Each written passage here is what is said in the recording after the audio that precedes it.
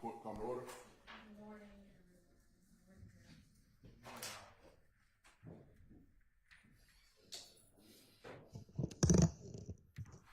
do we have any matters we need to take up before we get the jury in this morning? Not in the state, Your Honor. Okay. Everybody good? Hello, tell me your name. David Howell. Howell? Okay, you've been with us before? Okay, welcome back. All right, are you ready with your next witness? Yes, Your Honor. Okay. The first witness is outside and logging in now. Okay, I will be using that. all right, and is the jury ready?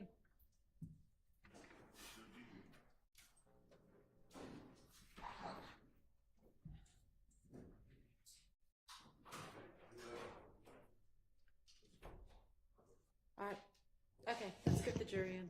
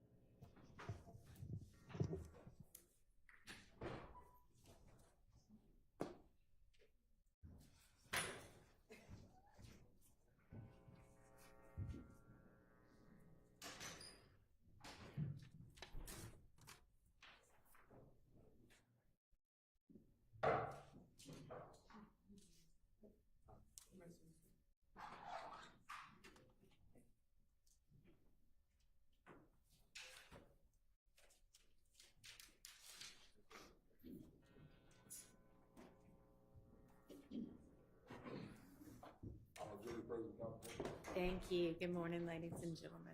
All right, Mr. Atkins, you can call the state's next witness. Thank you, Your Honor. The state calls Ms. Sharon Latners to the stand. Okay.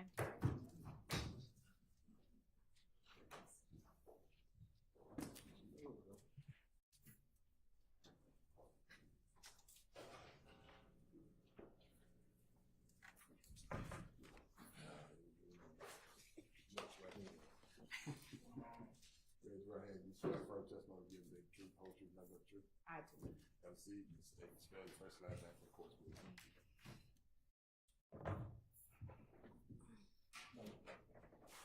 Sharon Latners, SharonLatners. Good morning, Ms. Latners, and welcome back. Good morning. Now, Ms. Latners, I am going to approach with what's been marked as states 1 Juliet Juliet through 1 Juliet Juliet Alpha and Bravo.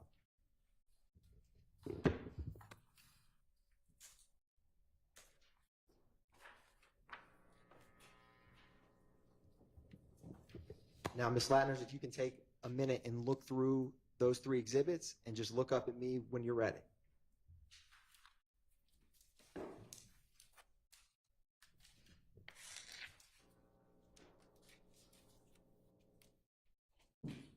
Okay. What are those, Ms. Latners? 1 John is CAD report. Can you pull that mic towards your? This one? Yeah, that one. Thank you. Exhibit 1 John 1. I'm sorry, 1 John, then 1 John 8 is a copy of the CAD report for the incident. And what is that disc, Ms. Latner's 1 JJ Bravo? 911 calls. And Ms. Latner's, do you recognize those? Yes. And are they a fair and accurate depiction of the CAD reports and the 911 call associated with this incident? Yes. And before testifying, Ms. Latner's, did you review and mark that 911 call on 1 Juliet Bravo? Yes. Your Honor, at this time, the state moves to admit state's exhibits 1 Juliet and 1 Juliet Alpha and Bravo. You're admitted. Thank you, Your Honor. The state is publishing 1 Juliet.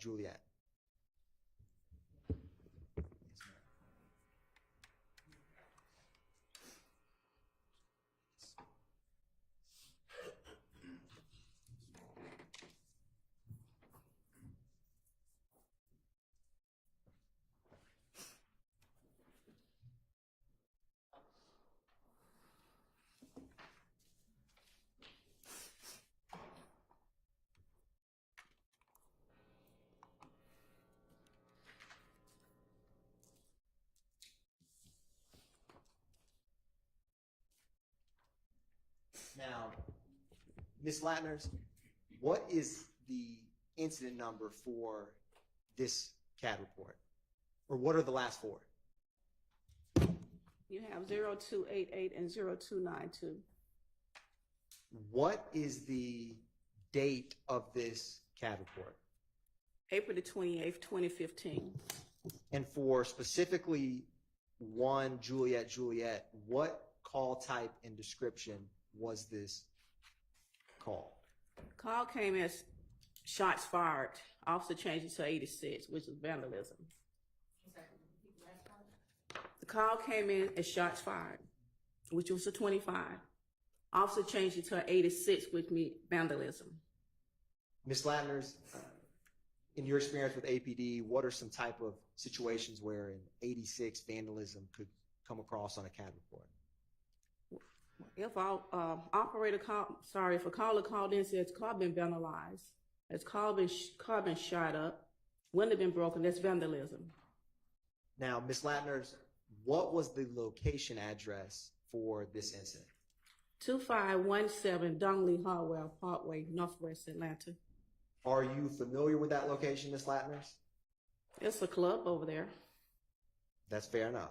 Now, Ms. Latner's, I'm going to publish what's already been admitted as 1 Tango Alpha.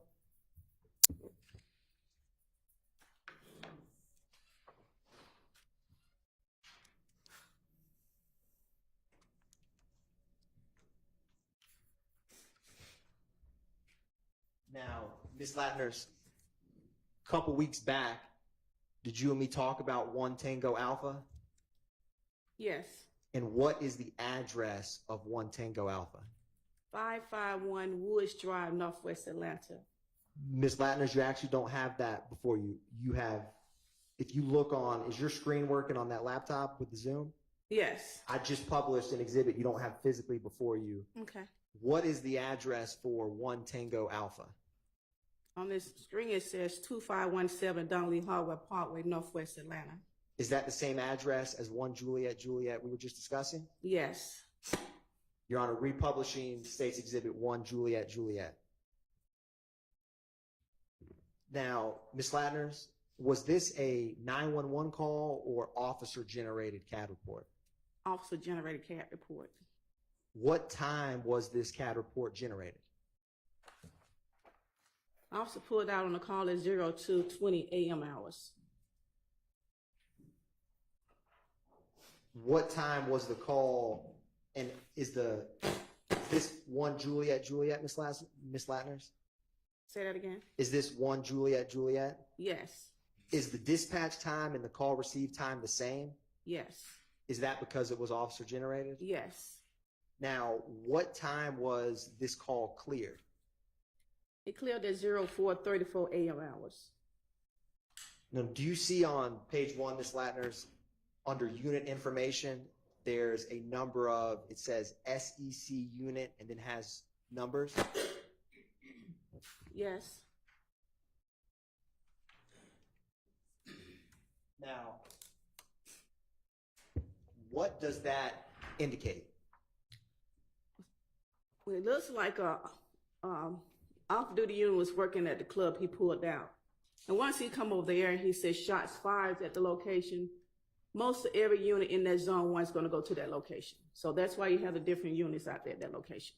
So do each of those units that have a different number reflect a different officer? Yes. And roughly, is that about how many units do you see listed on page 1?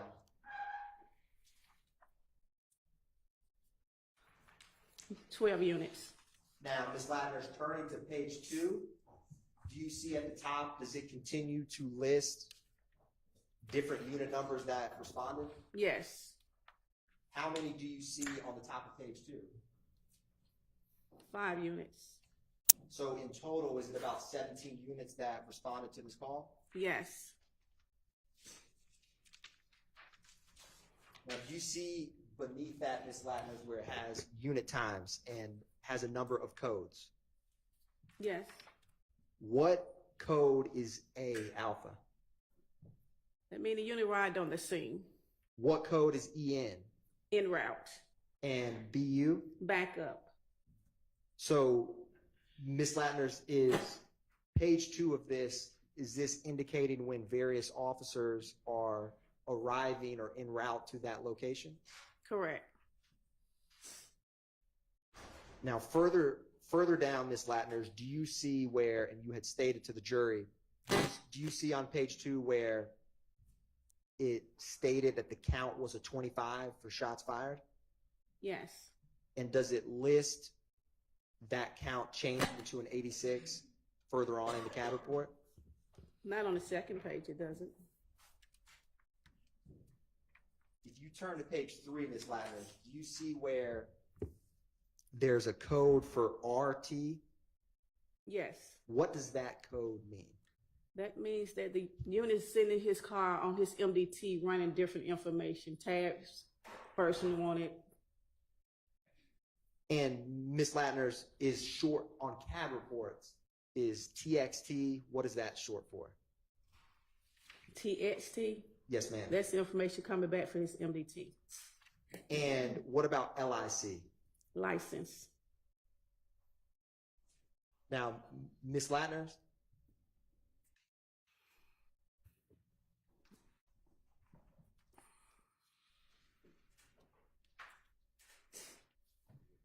one brief moment, Ms. Latner's.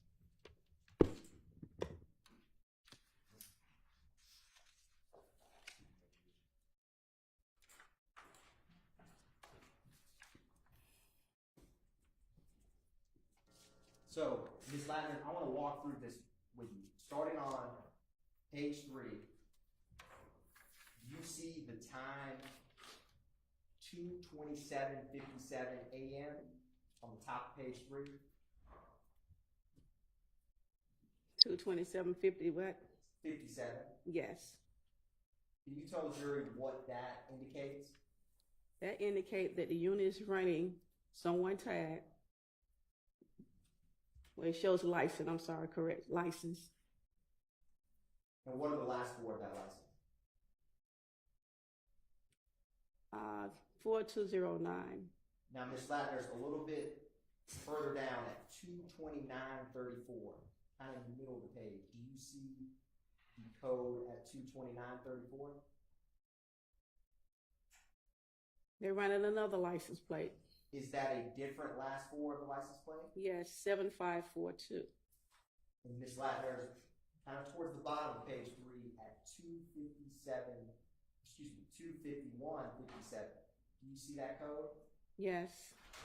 Is that a different last 4 than the previous 2? Yes.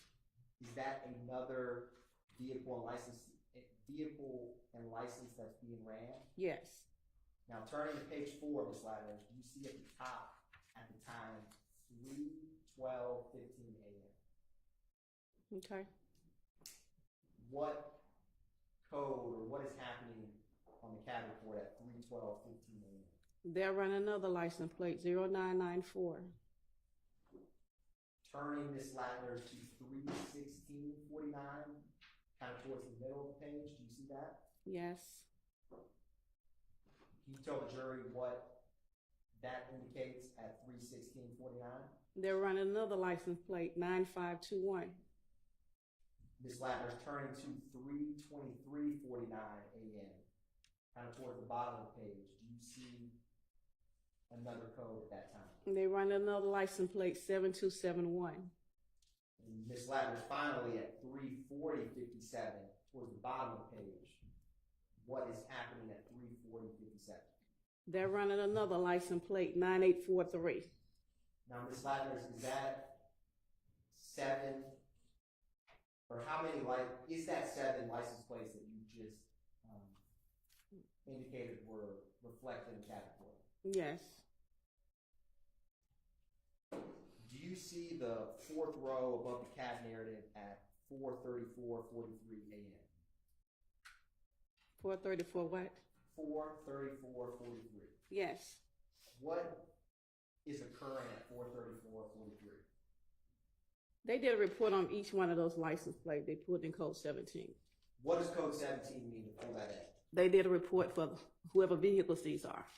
Now, Ms. Ladders, flipping to page 1 briefly, what time was this case cleared? Cleared at 04:34 a.m. hours. Is that the same time as when you indicated they generated a report on page 4? Yes. What does the code DC mean? They just, DC is distribution. I'm sorry. DC is mean they cleared the call for that 17. Now, Ms. Lattner, do you see a CAD narrative at the bottom on page 4? Yes. What is the first input in that CAD narrative? It shows 78 shots on calls, 67 vehicles shot up at location. What is it? Does it say no 78? No 78. What does that mean? No, look out on the person who did the shooting. And then it says 6 to 7 vehicles shot up at location? Yes. So with the 7 license plates that were ran on scene, is that aligned or not aligned with 7 vehicles being shot up? Yes.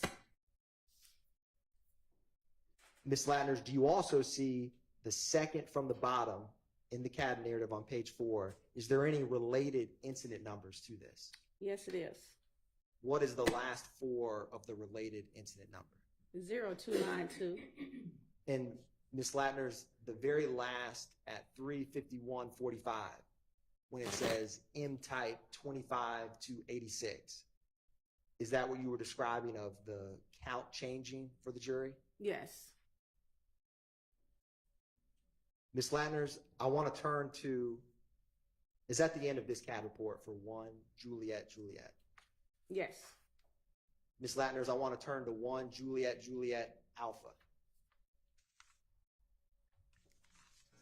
Is 1 Juliet Juliet Alpha related to the CAD report we just discussed? Yes. Is the last 4 of that CAD the same last 4 reflected in 1 Juliet Juliet that we just discussed? Yes. Is it the same? What date is this?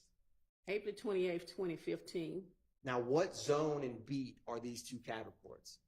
Zone 1, and they're on beat 109 speed. Now, for CAD report 1 Juliet Juliet Alpha, what is the address? 551 Woods Drive, Northwest Atlanta.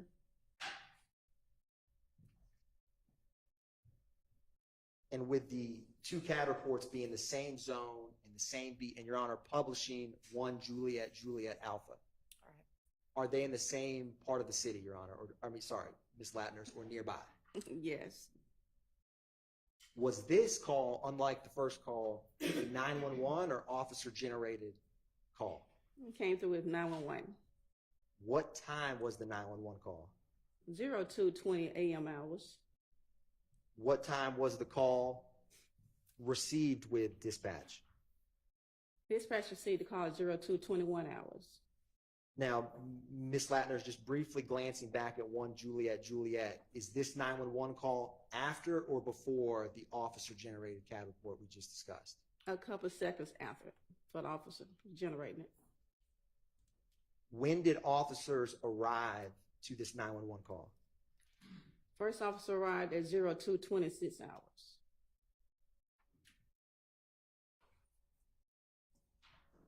What priority call was this 911 call? A priority 2 call.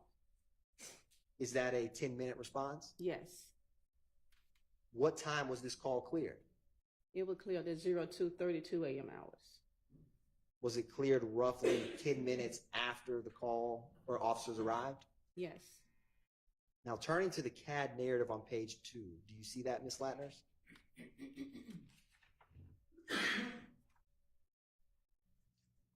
The 4th row from the top at 2:21:28 a.m. Can you tell the jury what that indicates?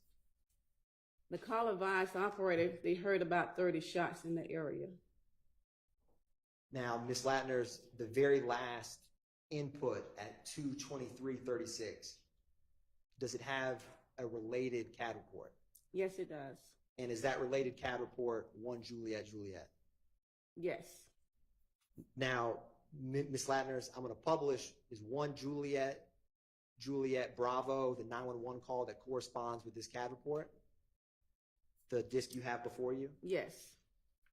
Your Honor, at this time, the state's going to publish 1 Juliet Bravo for the jury.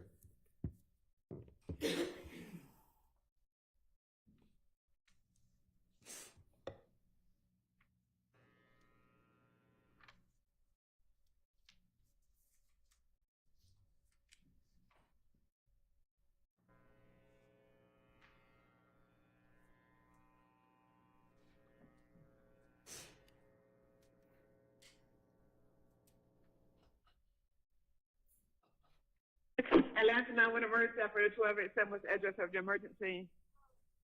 551 Woods Drive, Northwest Atlanta, Georgia. But don't come to the Oh, okay, listen to me. Okay, let me verify. 551 Woods Drive, Northwest, right? Yeah. Okay, but do not come. But what's going on? You need the police, fire, ambulance. Gunshots. How many? A lot. Like 30. Heard 30 gunshots in the area. 551 Woods Drive. Yes. Okay, but do not come to Woods Drive. Did you see anybody? No. Okay, heard about 30 shots. So, okay, and your name? Don't want to. You don't. Okay, that's fine. That's fine. Can I just verify your phone number in case we have to call you back? Just ask a question. 442856734. Okay, 442856734. Okay, hold on 1 second. Are you near Club Crucial? Yeah. Oh, okay. Okay, all right, ma'am. I think we've already had that reported, but thank you for calling, okay? Okay. Thank you now. Bye-bye.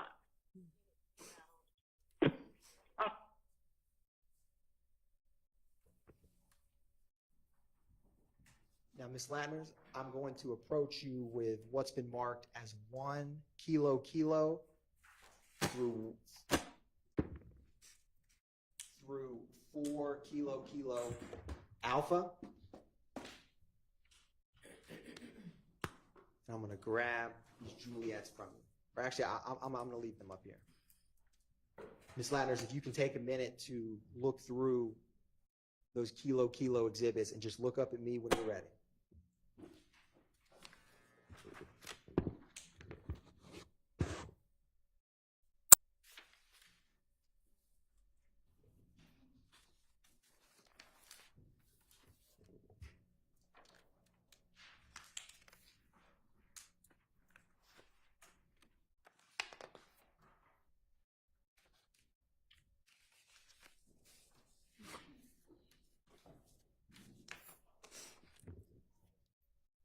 Ms. Latners, what are 1 Kilo through 4 Kilo Alpha that I just gave you and you just reviewed? CAD reports from April 28th, 2015. And how do you recognize them? Yes. Is one of those a disc? Yes. Is there any significant markings on that disc? My initials. Were you able to listen what's on that disc before testifying here today? Yes. And Ms. Latner's are 1 kilo kilo through 4 kilo kilo alpha a fair and accurate depiction of the CAD reports and 911 call for this incident? Yes. Your Honor, at this time, the state moves to introduce into evidence 1 kilo kilo,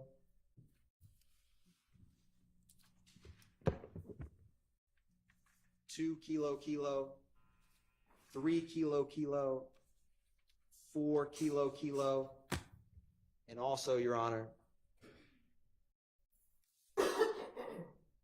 the 1 through 4 kilo kilo alpha.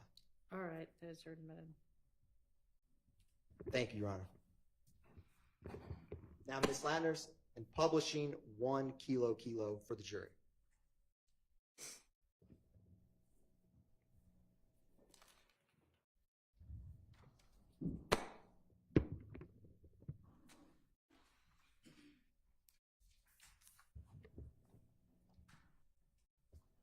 Ms. Latners, what is the date of this incident report? April 28th, 2015. The same date as we just discussed? Yes. What is the location of this call? 1291 MLK Drive, Northwest Atlanta. What type of call was this? Shots fired. What is the zone and beat? Zone 1, 105 speed. And Ms. Latners, for the record, what is the incident report for 1 kilo kilo? 151180455. Ms. Latners, was this a officer generated or 911 call? 911 call. What time was this 911 call generated? 0403 a.m. hours. Now, Ms. Latners, if you glance at 1 Juliet Juliet, is this 911 call after or before those? After.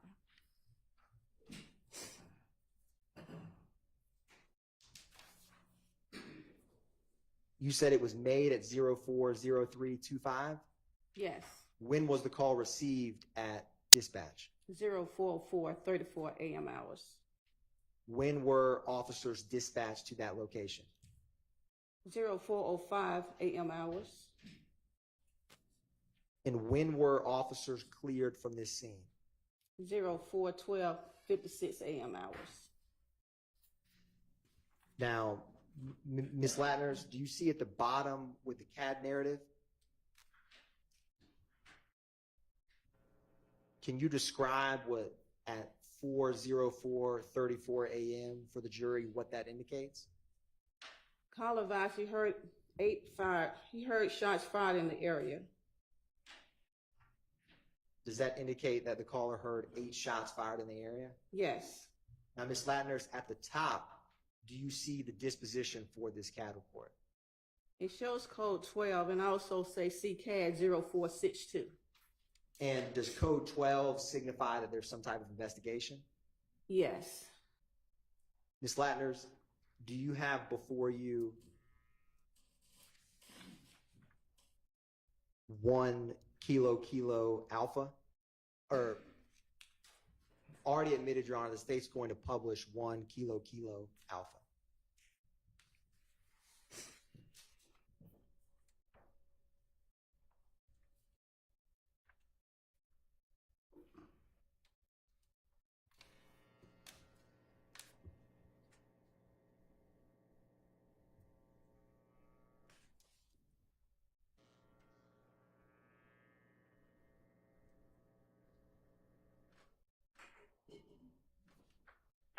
Atlanta 911, operator 6173, what's the address to your emergency?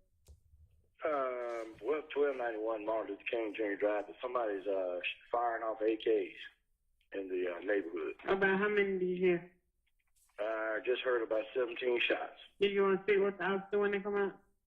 Nah, I'm asleep, but I mean, dang, it's every night. Okay. And if they can check the address at 1271, it's an empty house next door to me. They going in and out that house at night. They start going in that house about 8:30 dark at night. And they go in and out the house all night. Cars parked down on Rockmart. So I don't know. It's not this. Like I said, it can't be but a few houses away that shoot, that are random shooting. And it goes on every night in the neighborhood, but just kind of close that time. Thank you very much. Okay, we're going to be throwing out. Yeah, maybe you can get a little patrols through here in the evening time. They bust caps, shoot caps every night, hit around through here between 2 and 4. Okay. All right, I'll send someone out. Appreciate it. You're welcome, Mama. Publishing what's been admitted, Your Honor, as 2 kilo.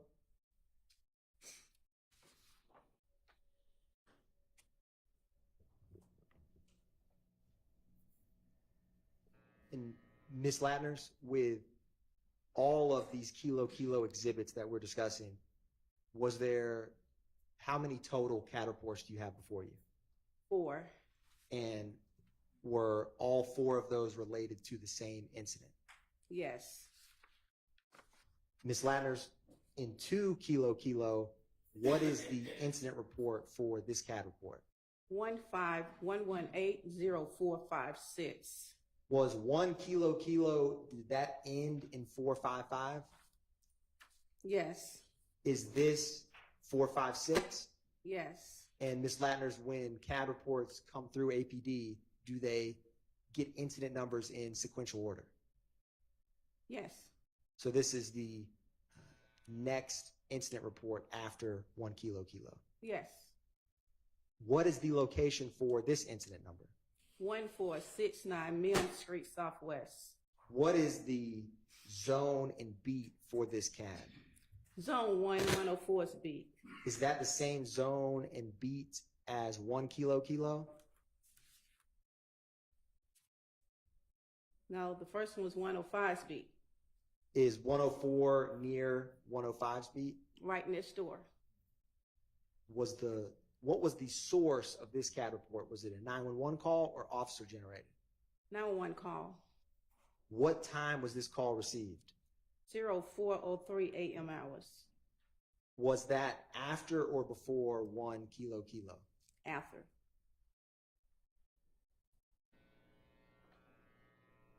What type of priority was this call? Prior to 2. Is that a 10-minute response time? 10 minutes. What time was this call cleared? 04:12 hours a.m. 04:12 a.m. hours. Ms. Latners, comparing 2 kilo with 1 kilo, how close in time is the clearance between the 2 calls? About 5 seconds off.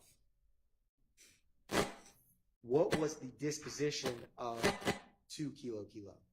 Code 12, investigated CCAD 0462. Is that the same CCAD 0462 referenced in 1 kilo? Yes. Publishing, Your Honor, 3 kilo. Ms. Latners, what is the incident number for 3 kilo? 151180460. Is this the same date as what we just discussed? Yes. What zone and beat is 3 kilo? Zone 104's beat. Was this self-initiated by an officer or a 911 call?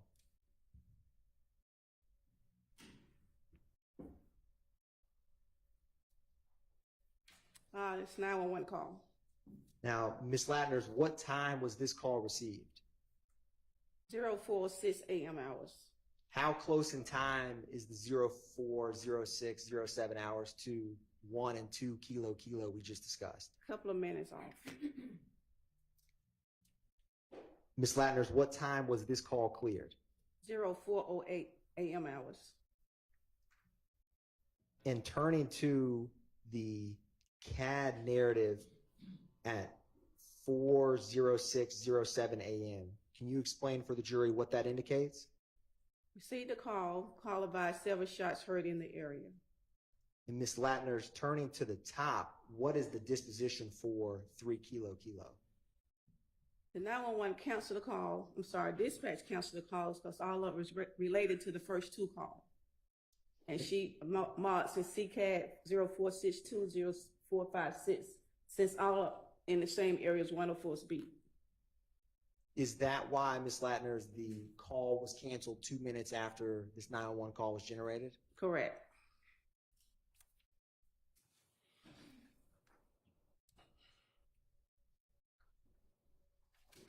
Your Honor, publishing what's been marked as 4 Kilo Kilo.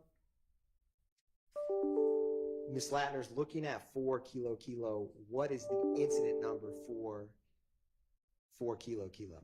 151180462.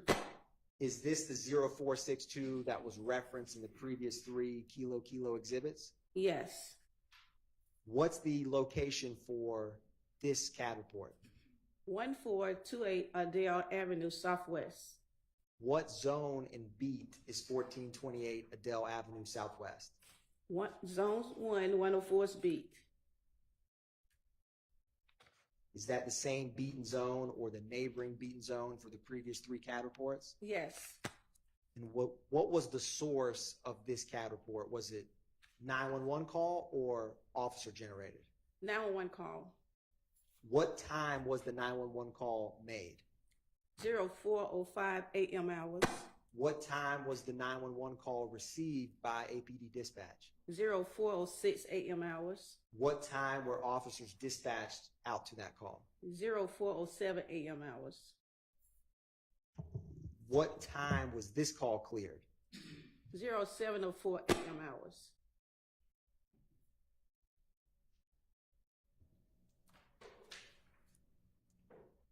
Now, Ms. Latner's, you see on page 1, it has unit information. Yes. Who was the primary unit on this call? 11:04. And is there any officers listed for this case? Yes. Their name. Adrian Pitts.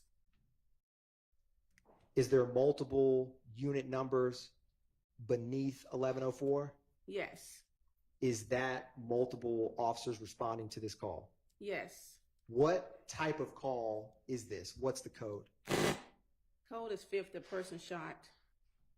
Would a person shot code 50, what kind of response would that get? Priority 2. And how quick a response time is priority 2 within APD CAD? Should be quick as possible. We have 10 minutes to dispatch it out. Now, Ms. Latner's, do you see on page 2 the CAD narrative at the bottom? Yes. Can you describe for the jury what is indicated at 40628, the third from the top? Advised female shot. Female grazed by a bullet. What is after female grazed by bullet? Caller states someone shot up house. And Ms. Latner's, 2 beneath that at 40740, is it reference a related incident number we've already discussed? Yes.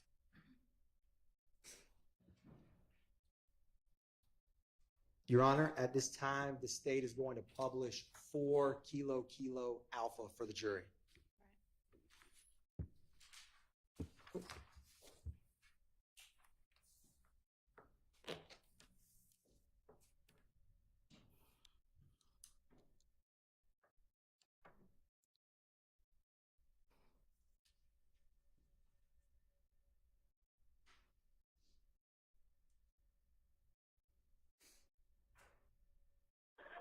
Put that weed out. I'm going to Atlanta 911, operator 6587. What is the address of your emergency?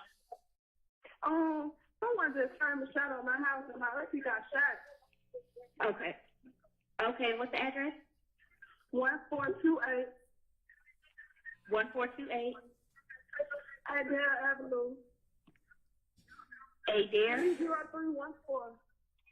Is this in a house or an apartment? You said what now? Is this a house or an apartment? A house? Okay, that's Adair Avenue Northeast. Southeast? I thought it's Southeast. Okay. 1420 Adair Avenue, Atlanta, Georgia, 30314. Okay, it's not coming up Southeast. Hold on one moment. ADELE. Oh, Adele. Yes, ma'am. Okay. All right, hold for Grady.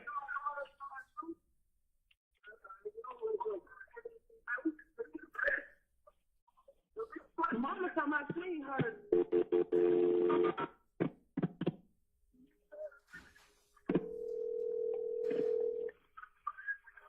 Brady EMS with a status of your emergency. Hello? This is Brady EMS with a status of your emergency. 1428.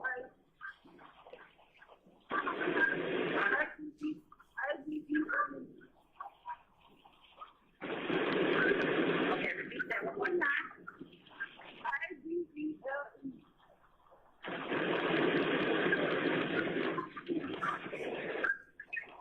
Okay, repeat that. Make sure we have it correct. Hello? Hello? You said what now? Can you repeat the address to make sure we have it correct? 1428 ADELE Avenue. All right, it's apartment or private house? A house.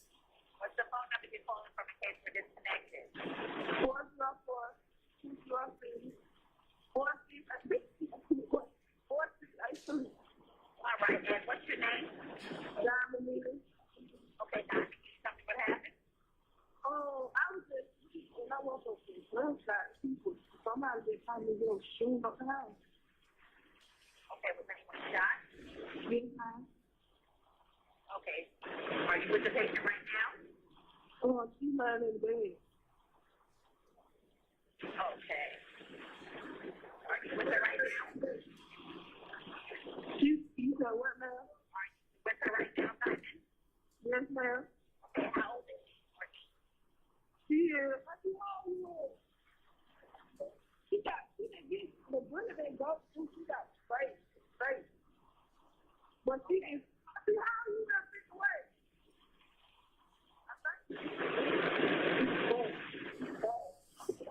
Is she awake? Yes, she is awake. Is she breathing? You said yes, she breathing. Okay, when did this happen? When did this happen?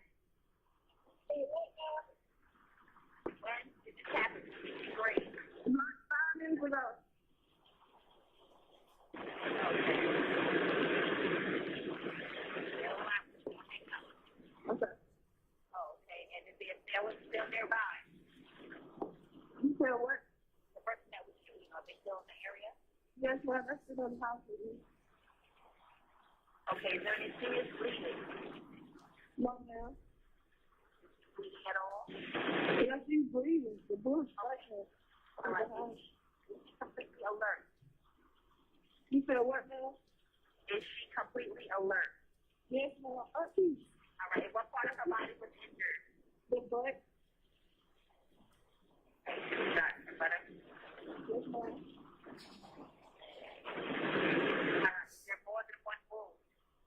No, ma'am. All right, send the paramedics to help stand a line. We'll tell you what to do next. Around fire police on 792. Okay. Darren Ralph. Okay. Okay, great. What did you say, Atlanta? You said what? We need to know if the person that shot her is still on scene. Yes, ma'am. She's standing. No, the people that were shooting, are they still around? Oh, yes. I guess it was driving. Okay, so they're nowhere in sight at this time. Oh, no, ma'am. Do you know where they are or where they went? No, ma'am. We just woke up. Okay. Then just have nice to have them alive with like what to do next. Grab a clean, dry cloth or a towel. Okay. Okay, and I want you to take your right on the wall, press down firmly, and don't hold it up. Okay? Let her know the help is coming.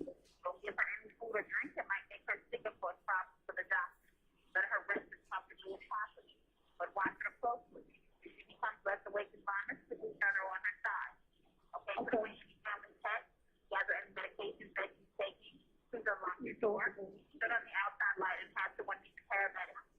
Okay. All the back of further instructions were on the way. Okay, the police is already outside, so that's okay. Okay, thank you. Sure.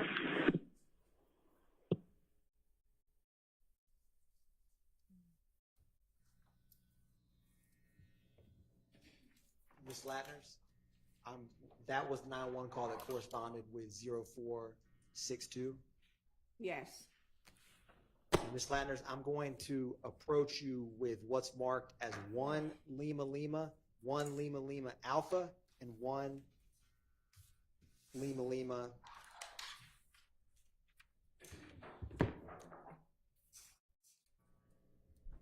Excuse me, and 2 Lima Lima.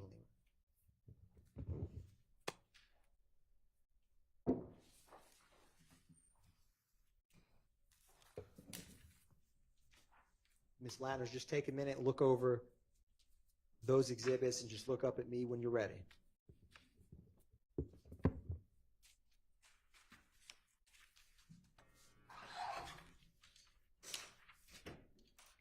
Ms. Latners, what are 1 Lima Lima, 2 Lima Lima, and 1 Lima Lima Alpha?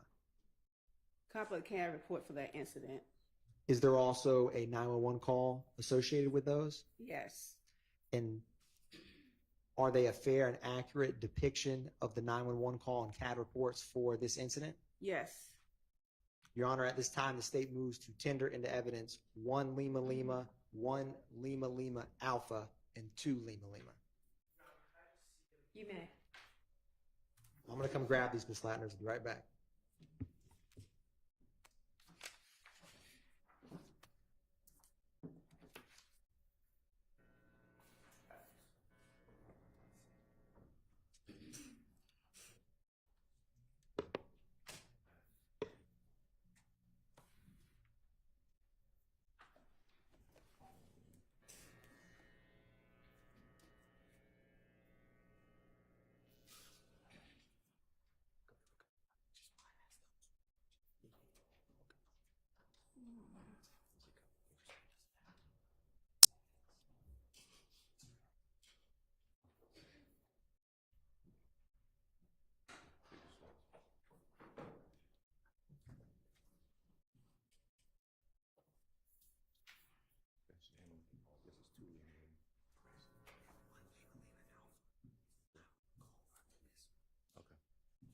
Gotcha. All right.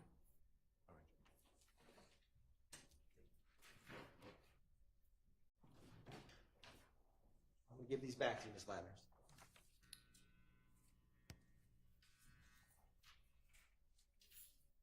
So was there objection, or did y'all just need to see them? Okay, all right.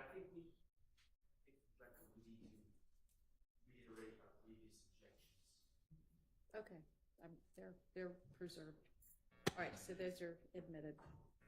Your Honor, thank you, Your Honor. Publishing 1 Lima Lima. Ms. Latners, what is the incident report for 1 Lima Lima? 151180587. What is the date? April 28th, 2015. And Ms. Latners, what type of call is 1 Lima Lima? Shots fired. What was the location of the shots fired? 1903 Drew Drive, Northwest. What is the zone and beat for this call? Zone 1, 110 speed. Now, Ms. Latners, was this a 911 call or officer generated? 911 call. What time was this 911 call made? 05:50 a.m. hours. And Ms. Latners, is this after or before the 2517 Donnelly Hollowell 1JJ we discussed? After. Is this after or before the 1428 Adele Drive we just discussed with Kilo Kilo exhibits? After. Ms. Latners, when were officers dispatched to this scene? At 05:53 a.m. hours. When did they arrive? 06:01 a.m. hours. And what time was this call cleared? 06:44 a.m. hours. Now, Ms. Latners, do you see unit information in the middle of page 1? I do. What is the primary unit for this call? 1110s. And what officer is associated with 1110? Sean Hill.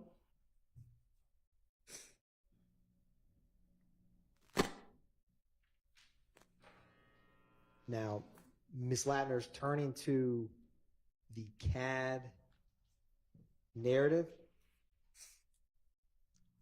The third from the top at 5:52:18 a.m. Can you explain for the jury what that indicates? It indicates that the operator put in information about heard 9 gunshots fired near parking deck from the caller. And when it says no 78, is that no suspect? No suspect. Ms. Latner's turning back to the top. Do you see the disposition for this CAD report? Code 12 investigated.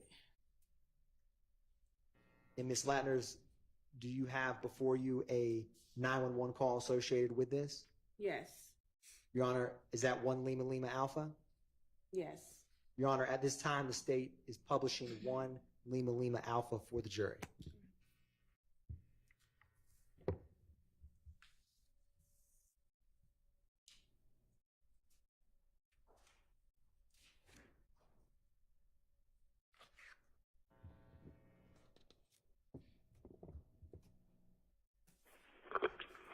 Atlanta 911, operator 6544. What's the address of your emergency? I said 1903 Drew Drive. 1903 Drew Drive? Yes. Do you need police, fire, ambulance at that location? I think it'll be the police. Okay, what's going on there? I just woke up and I just heard about 9 gunshots. Okay, can you tell me which direction you think it's coming from? It came from the parking deck.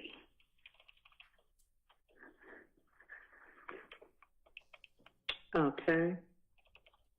And this is an apartment? Yes. What's the name of the apartment? Columbia Crest.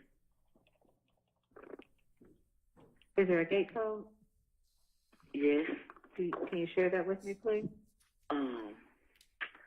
0162. 0162. What's your name? Stephanie. Stephanie, what's your contact phone number? 678-769-9305. 678-769-9305. Yes. And you said you heard about 9 gunshots fired near the parking deck. By chance, do you see anyone?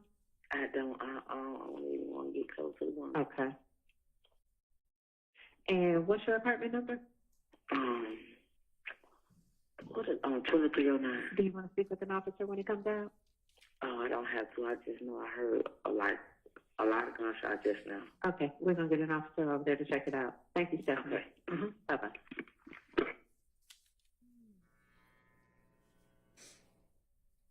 Publishing 2 Lima Lima, Your Honor, and Ms. Latner's, we're going to talk about 2 Lima Lima.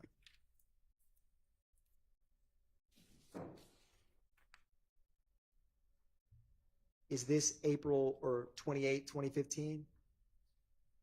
Yes. And Ms. Latner's, what is the incident report number for 2 Lima Lima? 15118-0588. How did this call type come in? A 911 call. And what was the caller's first name? Natasha. And Ms. Latner's, what was the address of this 911 call? 1903 Drew Drive, Northwest. And is there an apartment associated with that call? Apartment 1122. And what is the zone and beat for this 911 call? Zone 1, 110 speed. And is this after or before the 1 Lima Lima that we just discussed? After. How close in time is this 911 call to the first? If you look at 1 and 2 Lima Lima. About a minute apart. Now, Ms. Latner's, what time did officers get dispatched to this location? 05:55 a.m. hours. What time did they arrive? 06:03 a.m. hours. And what time was this call cleared? 11:16 a.m. hours.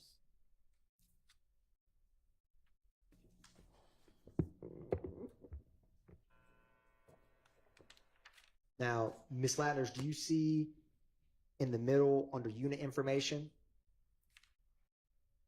Is that the same unit number 1110 and Officer Sean Hill that we just discussed with 1 Lima Lima?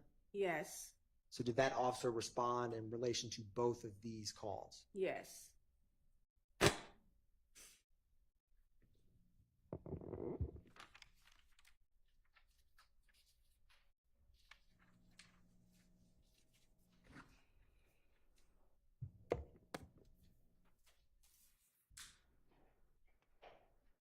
And Ms. Latners, do you see on page 2 at 6:44:05 a.m.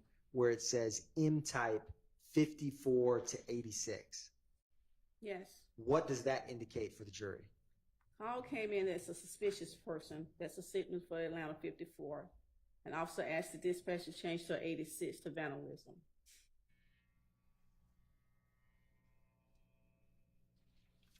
One brief moment, Your Honor.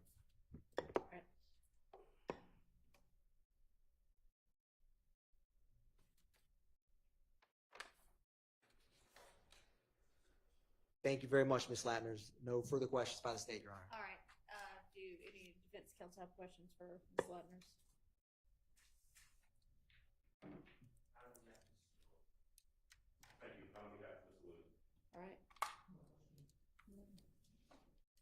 All right, Ms. Latners, thank you for your time. You are excused. Call your next witness.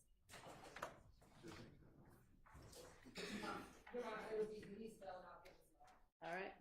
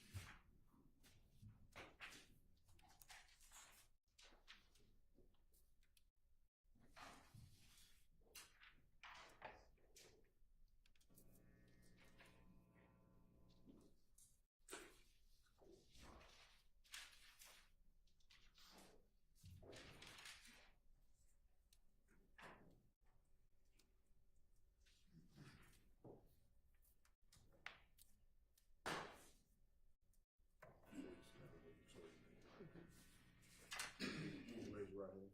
You swear the first testimony you give today the truth, the whole truth, nothing but the truth. I see. State and spell your first and last name for the court. Now to the mic. My name is Denise Bell. Spell my name D-E-N-I-S-E B-E-L-L. B-E-L-L, yes. Good morning, Ms. Bell. Good morning. How are you? I'm a little nervous. All right. Is there anything we can do to make you a little less nervous? Not really. All right. Ms. Bell, appreciate your honesty. Would you do me a favor and set your purse down by your side? Yes, I can. And I'm standing over here. Would you direct your communication to the jury over here? They need to hear what you're saying, and you need to talk loudly and into the microphone if you can. Okay. Thank you. Ms. Bell, would you tell the jury where you're from originally? I'm from Atlanta, Georgia. All right. Do you have family that lives in Atlanta, Georgia? Yes. Have you lived in Atlanta all your life? Yes. All right. Do you have sisters and brothers? Yes. How many? I'll say 5. All right. Other than me. All right. And one of them, does one of them live at 1428 Adele Avenue? Yes. Have you ever lived at 1428 Adele Avenue? Yes. And is that in Fulton County? Yes. How long did you or has your family, you and your sister, you or your sister lived at 1428 Adele Avenue? I think she may have been there 25 years, and I was like maybe 13 years. She's been there 25 and you 13? Yes. How'd you come to live at 1428 Adele Avenue? That's a good question. Thank you. Some kind of way I had to move from where I was living at, and I asked her, can I come live with her? Okay. And she said yes. Is this sister of yours older or younger than you? She's younger than me. Would you describe for the jury what kind of structure, 1428 Adele Avenue, what kind of house does your sister have? It's a nice family home. Right. Nice family home. Is it a condo, townhome, or a standalone? It's a home. Standalone house, right. Single family? Yes. All right. Is it brick, siding, something else? Brick. All right. How many levels does your sister's house have? I'm gonna say 3. And when you walk into the door, just from outside, which level do you enter? You enter on the 2nd level. Okay. And do you or your sister sleep on different levels? Yes. Okay. Would you describe for the jury, or tell the jury, I'm sorry, who all on April 28, 2015 lived at that house? It had to be my sister, one her daughter, okay, and me. And you. Would you tell the jury a little about yourself? Do you have children? Yes. How old are they? My oldest will be 48 in next week, and my baby is 47. Did either of your kids live at 1428 Adele Avenue? No. In April? No. All right. Your sister, how many kids does your sister have? She has 4. All right. Would you tell the jury first the name and then the age of the 4 children that your sister had? Your Honor, I'm going to object as to relevance. Your Honor, this is the address that the jury just heard about? Age of the children? I can approach as to why I'm doing it that way, but I have a reason and it is relevant. All right, I'll give you some leeway. Thank you. Would you tell the jury the name and age of your sister's 4 children? I think the twins, which is Diamond and Daryl, maybe 27 now. And that would have made them, what, 18 in 2015? I suppose. Okay. And what's your sister's oldest child's name? Stacy Adams, and she's 40. She's 40. So she would she have been 31 in April of 2015? I'm thinking yes. Does your sister have a son, Philip Collins? Yes. Does Philip Collins go by the name Philo? Yes. And would Philip Collins have been around 25 in April 2015? I would say so. Right. Did your other siblings have children? Did your other sisters and brothers, did you have other nieces and nephews? Yes. All right. Did any of those other nieces and nephews at any time during April 2015 live at the house with you and your sister? No. All right.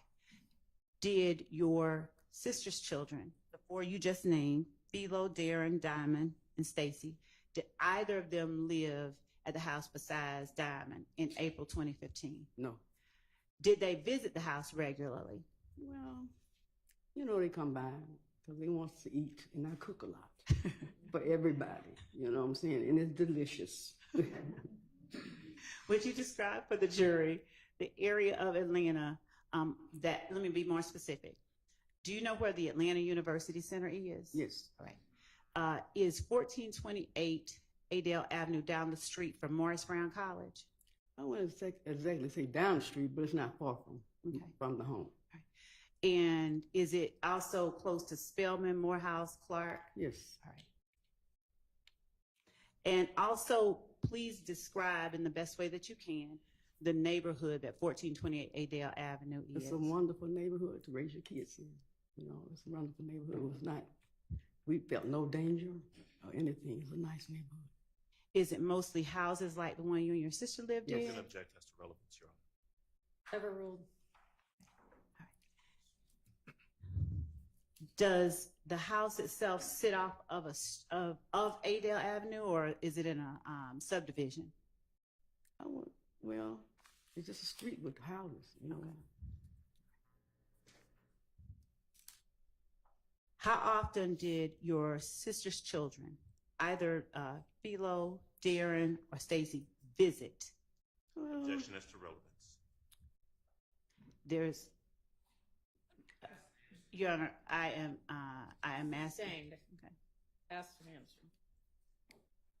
Out of all your nieces and nephews, did you have any other nephew who was 18 in April of 2015? No. Okay. And did any of your other nieces and nephews visit your home at 1428 Adale Avenue as often as Cecilia's children did? No. Would Cecilia's children visit at least once a week? Yeah. All right. Oh, Leading. but I was trying to be. seeing the relevance of this right now. So you said you would get to it. We are. Okay. Thank you, Judge. Ms. Bell, do you remember April 27th and 28th of 2015? Yes. Why do you remember that date range? That was the day that I was shot. Could you lean into your mic and speak a little louder for this jury? That was the day that I was shot. All right. On that particular day, do you remember what day of the week it was? I want to say a Monday. Okay. It was started Monday but it probably ended up Tuesday morning. All right. And did the day involve anything of note before you got shot? Did anything happen? No, everything was fine. All right. Do you remember who all was at the house that Monday? I want to say, I guess, just me, Cecilia, and her daughter. All right. Did you all have any kind of concerns for your safety that day? Not at all. All right. Do you remember about what time you turned in for the evening? Well, I usually go to bed kind of late. What's late for you? I want to say 12:30. Okay. Something like that. And was that particular night any different than any other? Did you go to bed about 12:30? Yes. All right. Were any of your nieces or nephews visiting at that time that you went to bed? No. Would you describe for the jury where inside the house your bedroom was? I'm going to say, like from this desk to that door. The door at the back of the courtroom? Yeah, that door. All right. And so would the door represent the front door of the house? No. All right. What does the door represent as far as the house goes? This would represent the front door. This would be the front door. Okay. And so with where you are being the front door, the back door is your room? I want to say, no, not the back door. No, I mean the back door of the courtroom. Yes. All right. Was there a straight shot from your room to the front door? Yes. Did anybody else stay or sleep on that same level with you? I think her daughter. All right. And where did your sister sleep? She slept upstairs. Okay. Now, at the time you went to bed, describe from the time you went to bed to the time you remember something happening. Well, we really didn't do anything, but sometimes we sit up and talk, stuff like that. But we really didn't do anything. I might have had a drink or two before we went to bed, but other than that, other than that. What was your drink of choice? Vodka. All right. Did you have it in the kitchen or did you have it in your room? I had it in my room. All right. Was it next to your bed? Yes. On the floor? Yes. All right. So tell the jury, once you went to bed, if you got up at any point before 6 a.m. What do you remember happening from the time you went to bed? Oh, well, the time I went to bed, anything really happened. Okay. Until the doorbell rang. All right. When the doorbell rang, what'd you do? I answered the door. All right. Do you remember about how many people were at the door? No, I don't. All right. Was it family or strangers that were at the door? Well, I would say family because I wouldn't open the door at 3 o'clock in the morning for a stranger. Fair enough. Was your sister's 18-year-old son one of the people that was at the door? It had to be a sibling, yes. Yes, it was.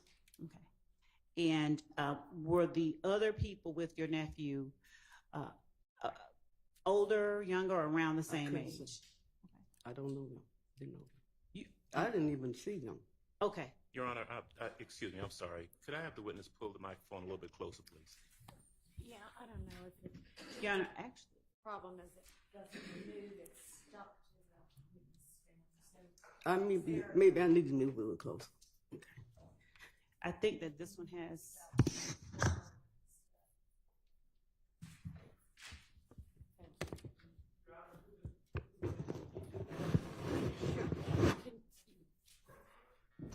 Can he repeat? Can she repeat that last answer once we got the mic fixed?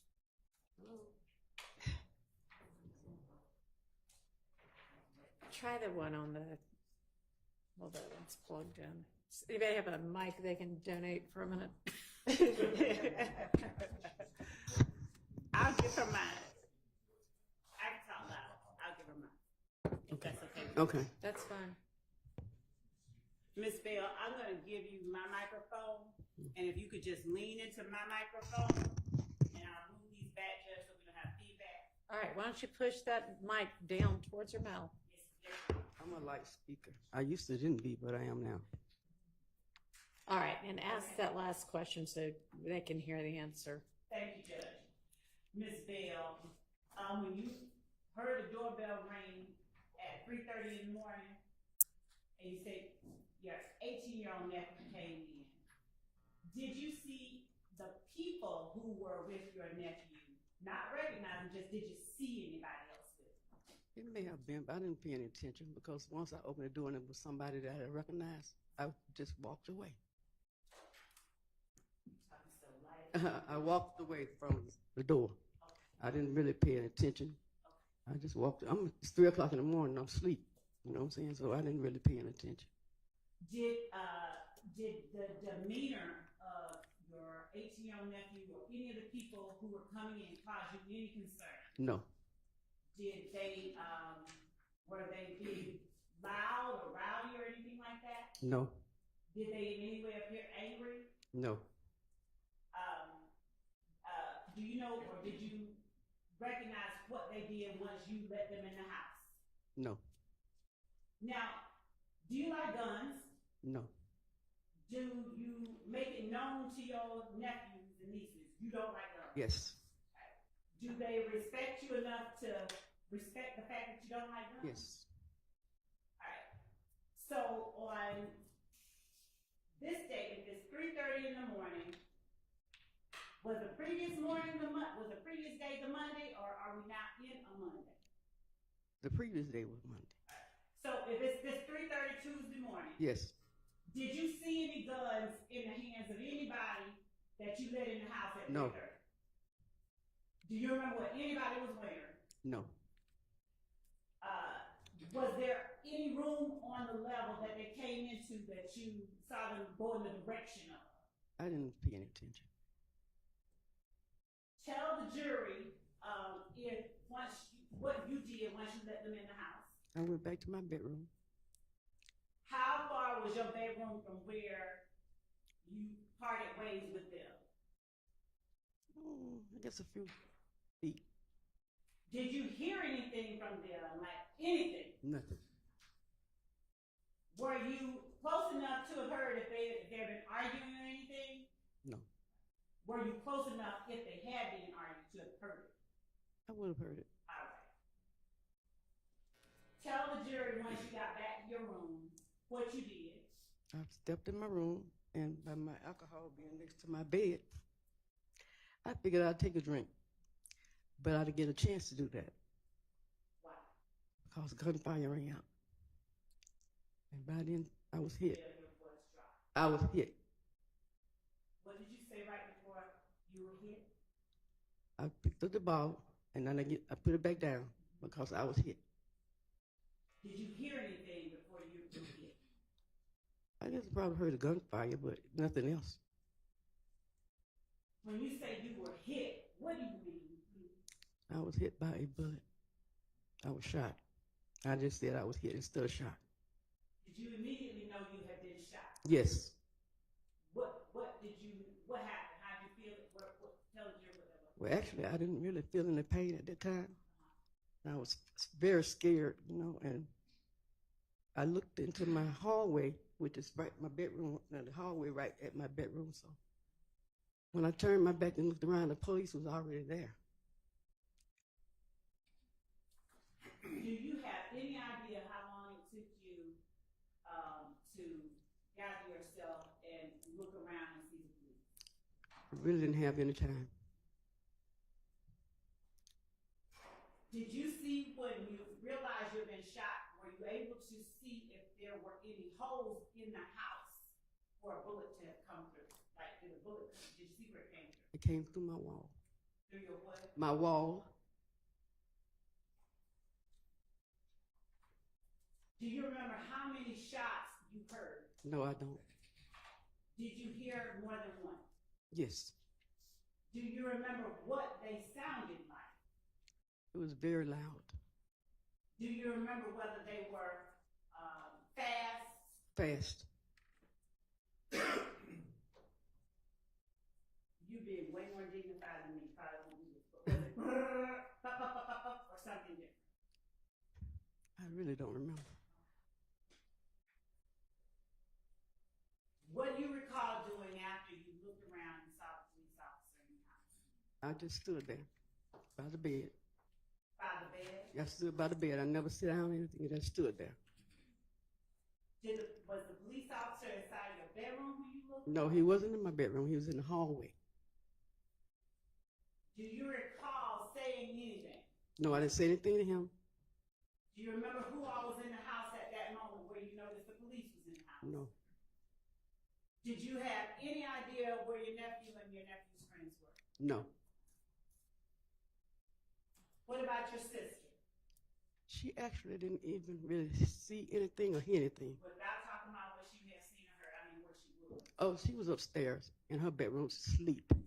Did she come down at any point and join you in yours? No. Did you see her interacting with the police? I don't recall. I didn't see that. Tell the jury the next things you remember happening. I remember the ambulance came and they put me on the gurney. Okay. And they prepped me as they taking me out the house. Once I was in the ambulance, I really did not know how serious the injuries were. You know what I'm saying? I just didn't really feel any pain until I was operated on. The pain was so excruciating that I wouldn't wish it on nobody. Were you in the hospital a long time? I might have been in the hospital maybe a month and a half. Ms. Bell, would you tell the jury if your neighborhood that you lived in on 1428 Adele Avenue was a neighborhood where younger, or you noticed your neighbors were? No younger people. No younger people. Most of the residents there were older people. They had already been there for many years. 40 or older, 30 or older? They was older than that. Did you notice whether any of them had kids that came off in the saw? No.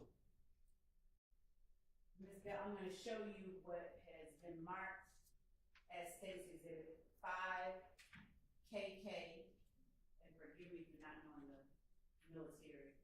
Kilo, 5 kilo, through 9 kilo, and a copy Mr. Brown is providing to the defense for them to look at while you're taking a look at 5 kilo through 9 kilo. And just tell me if you recognize the area depicted in these photographs. Looking starting at 5 kilo right here. Do you see 1428 Adele Avenue? Yes. Is that a fair and accurate representation, 5 kilo of what you and your sister's home look like Yes. in 2015? Yes. What about 6 kilo? Are you able to see the house in that? Yes. Is that too a fair and accurate representation of Yes. in 2015. Looking at 7, 8, and 9 kilo. Do you see 1428 Adele Avenue in each of these photographs? Not in this one. Okay. What, and this one is 8 kilo? Yes. All right. What about 7 kilo? Do you see y'all's house in that? Yes. Does it look like it did in 2015 and 8? Yes. What about in 9 kilo? Yes. Now, do you see Adele Avenue in 8 kilo? No. So,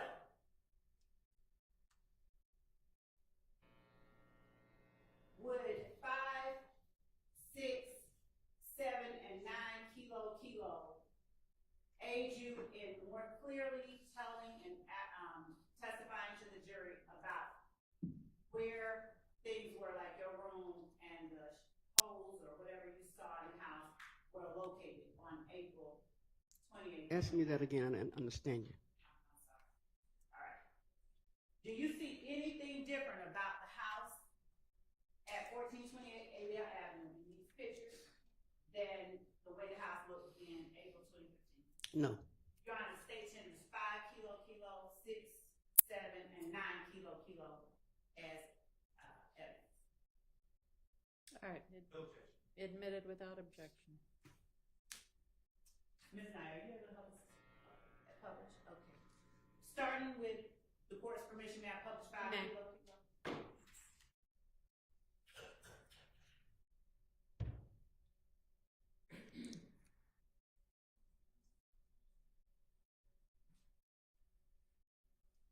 And Ms. Bell, it's going to come up on screen. I need in one eye in just a minute. Okay.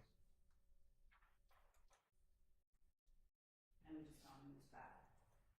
All right.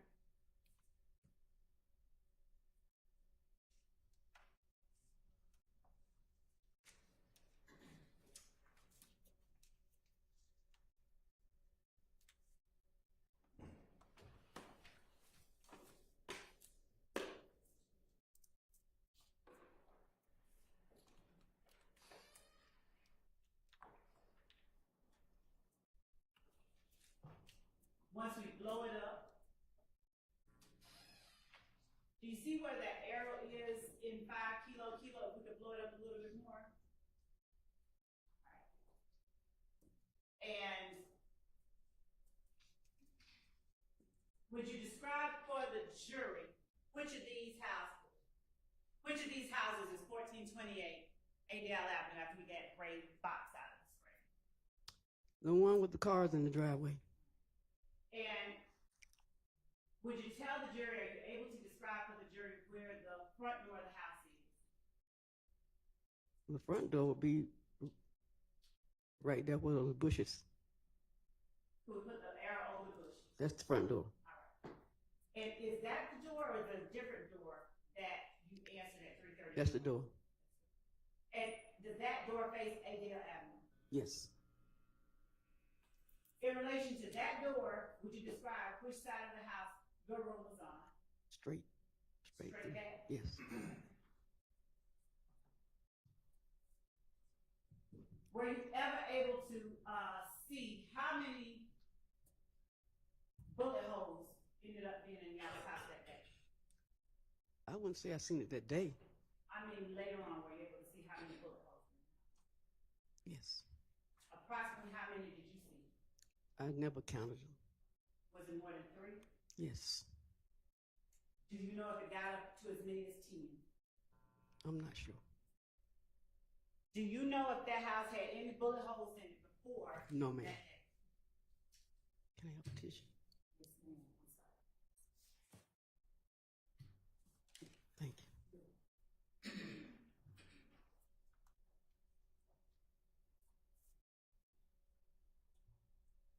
Miss Bell, had you heard or had you ever experienced gunfire in the, was it 10 years? Yes. That you lived there before that day? No.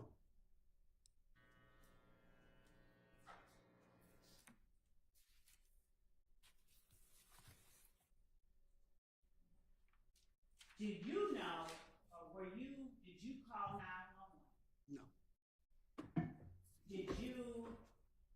any memory of who, if anyone, called 911 in your house? No. Do you remember talking to anybody before the ambulance came? Do you remember having any No. conversation?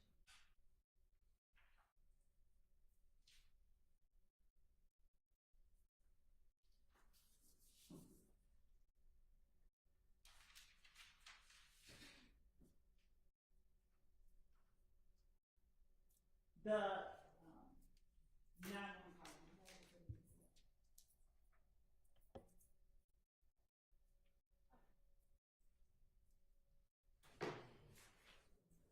And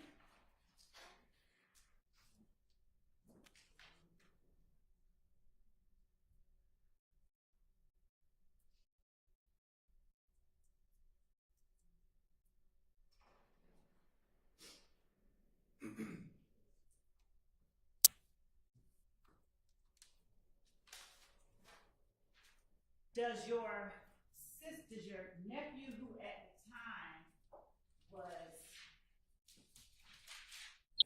25, at the time in April 2015, did he have a child himself? Yes. Did you know the mother of your 25-year-old nephew's child? And by no, I don't mean like had a relationship with her. I mean, did you know who she was? I may have seen her. Did she live? Did you know where she lived? No. Had you ever visited her No. house? Do you know if she lived in an apartment house like y'all's or something different? I'm not sure. Are you at all familiar with Drew Drive? Yes. How are you familiar with Drew Drive? Well, everybody knows the old Perry home. It's the old Perry home. And had you ever driven or gone to that area generally? No. All right. Do you have any idea how far it was from where you lived on Adele? No. Do you know whether your nephew's child's mother lived? Objection, Your Honor. Ask the answers. She already said she doesn't know. Overruled as to that. Do you know whether your 25-year-old nephew's child's mother lived in that area?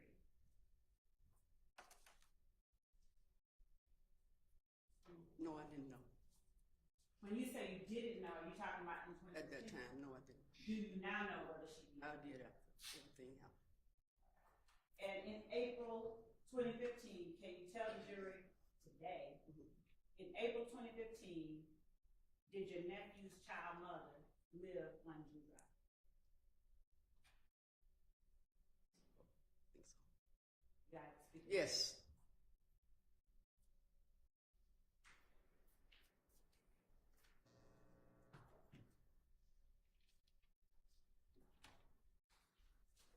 Did you drive at that time? No. Did your sister drive? She drives. Now, the cars in the driveway of States 5KK, are those, that's not your car? Is No. that your car? No. All right. Is that your sister's car? No. All right. Do you remember what kind of car your sister drove? April 28, 20. Pacifica.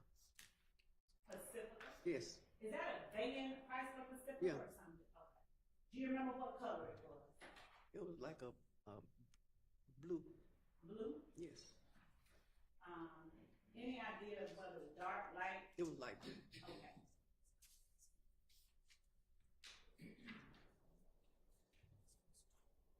Do you know at the time that you were shot, do you know if there were any other cars in your driveway that you remember? No. When the ambulance came, do you remember where it was parked when you got in? No.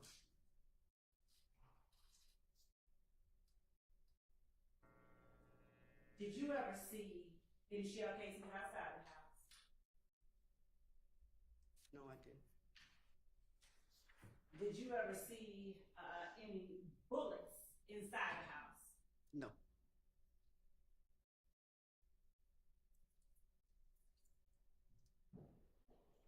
Are you able to tell the jury where in generally speaking, not necessarily exact places. I'm gonna say a picture window, what you call a picture window. That's old, but it was a picture window in my bedroom wall. Do I have it? Is a picture window like over the sink in the kitchen or something? No, the picture window, the first window, First window. at the front door. Thank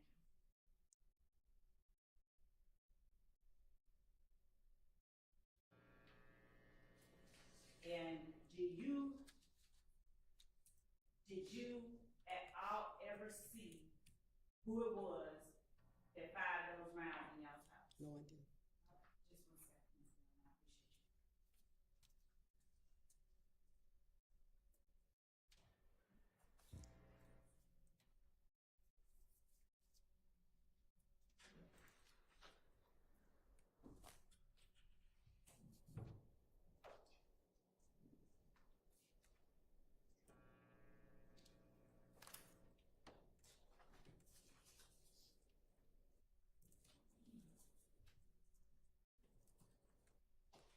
I'm gonna play for you, Ms. Bell, what's already been admitted as State's exhibit.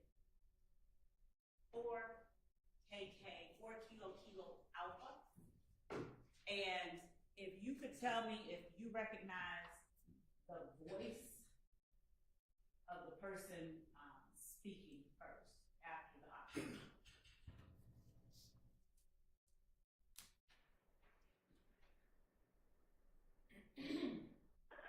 Put that weed out. I'm calling. Advance to 911, operator 6587. What is the address of your emergency? Someone just turned a shot on my house and my auntie got shot. Okay. And stopping at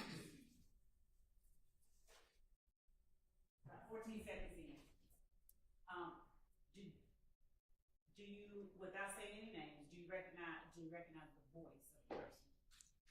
I think that's my niece. The niece that lived with you? No. Okay, a different niece? Yes. Whose child was that niece? Oh, wait, let me take that back. I'm not sure. They sound alike. All right, we're gonna play a little bit more. She said, okay, let me hear it again. She said, yes, keep playing. Okay, what's the address? 1428 1428. Adele Avenue. do you recognize the voice? You're not in here, so we can pause.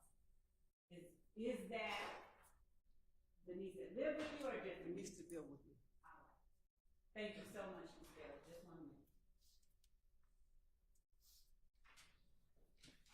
I think that's all I have right now. Thank you. All right, do any of the defense attorneys have questions for this witness? On behalf of Ms. Williams, we have no questions. I don't have any questions. Anybody? All right, Ms. Bell, thank you for your time, and you are excused. Oh, thank you. We need a break? Okay, let's take a restroom convenience break. And y'all have your next witness lined up, okay?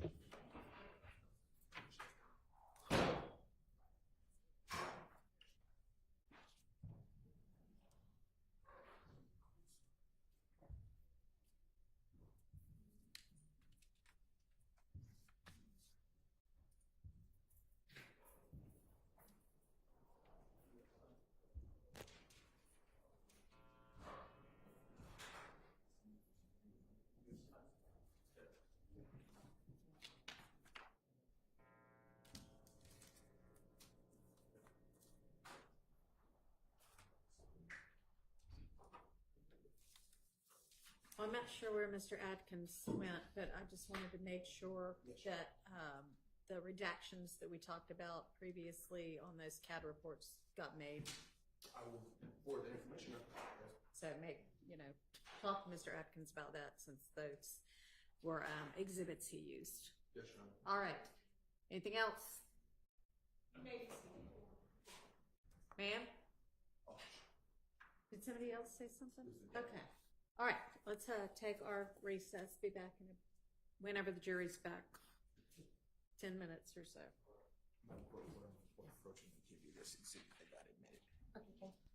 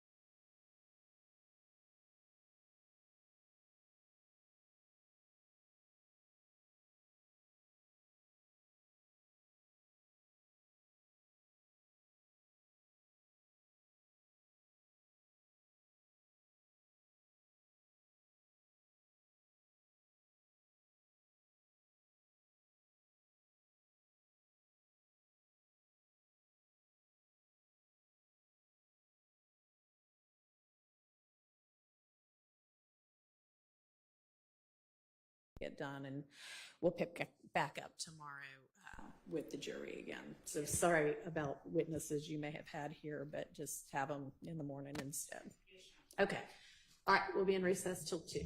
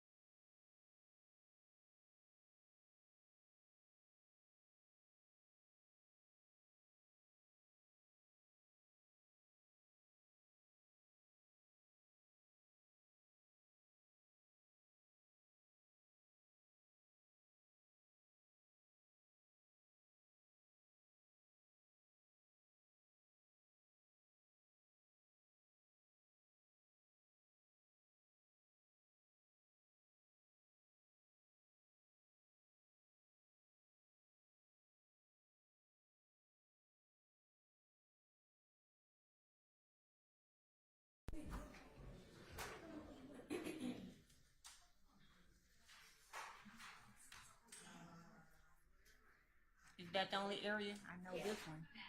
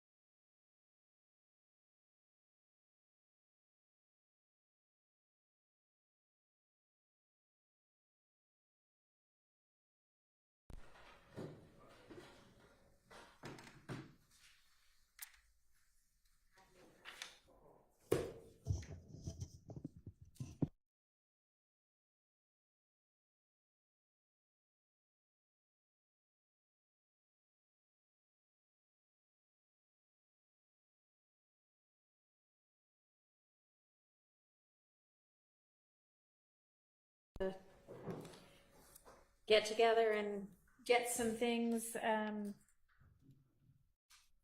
settled to get on the same page with exhibits and things? Do we have any kind of? With the exhibits, I spoke with Mr. Adams, and we agreed to exchange physical copies at 2. That was the suggestion, and so we're gonna do that. I did have an opportunity to speak preliminarily with some of the attorneys about the other matters. Okay. And so those are we're working on those. Good. And Miss Knight is headed over with the last page of the exhibits that we have, and we're going to exchange the two, and we can continue to compare. Okay. All right. So if we're not quite ready to go through that, which it doesn't really make much sense to do before y'all have had a chance to see what you are on the same page about, then do we want to maybe keep going through the wiretap evidence, or because y'all were going to also get together on some of the Mr. Ryan evidence, so I'll give y'all a chance to do that as well. Right. I've only done part of that. Yeah, no, I know, and I mean, I was going to give you some. I know that we're having this unexpected non-jury day, so I don't expect y'all to have already accomplished all of that, but I don't want us to just waste time since we're here already. So one thing we can do is just skip over that one issue that you asked for a little more time on, and but you also haven't really had time to narrow down what else you think is on here. Okay, so what do we still need to look at that is not this either, but that is evidence? I didn't think about that. I'll let them respond.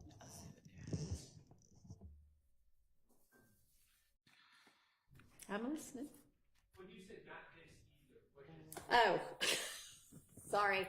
So the list of all of the various parts of the wiretaps that the state wanted to introduce. Remember yesterday I encouraged them to further narrow that down, and obviously they haven't had a chance to do that yet either, so I don't want us to go over things that we might not ultimately need to be discussing. I'm just putting this on the radar. I don't have any anticipation that the state is ready to do this today, but I'm just, for my periodic reminder, there's issues with my client's cell phone was extracted, and there's issues with any texts or any information extracted from my client's cell phone. That was in 2022, so that's involving the Shamal drinks case. I brought that up a couple of times, and the state said that they're going to identify those items. They haven't yet. I'm not complaining. I'm just trying to replace that on the radar for some later time. Okay. And, Your Honor, I just want to make certain it's just the identification. There's not like a suppression or anything motion on the You table. just want to know what all they're going to use. I did move to suppress the search of my client's phone, but that was denied by Judge Glanville. So, you know, there's just a lot on my client's phone that has nothing to do with this case. There's bad character stuff. Well, I would hope if it has nothing to do with the case that the state doesn't intend to use it, but From my perspective, it has nothing to do with the case. I'll put it like that. And so at some point, anything that the state plans to use as far as text messages, things of that nature, that needs to be litigated. all right, when can the state do that?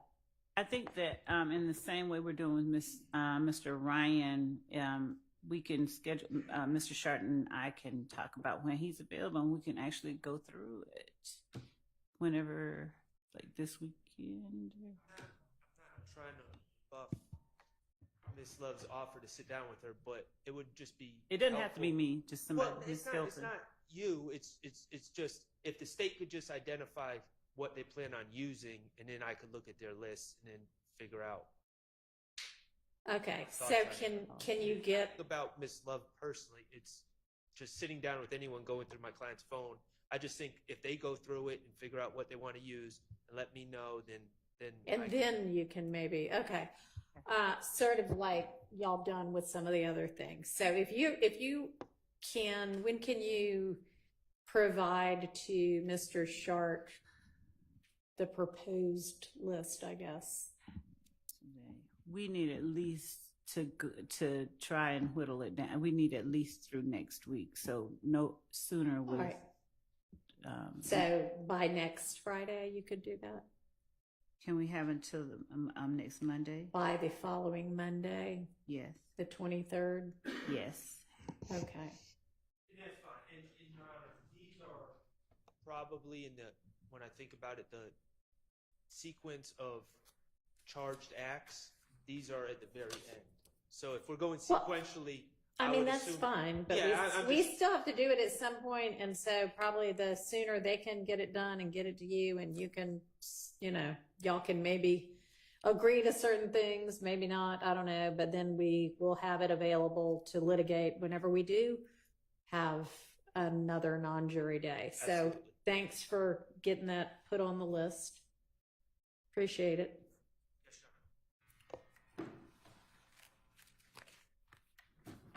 What else are we gonna still need to look at? What other kind of buckets of evidence that we haven't discussed yet? We got the wiretap, phones.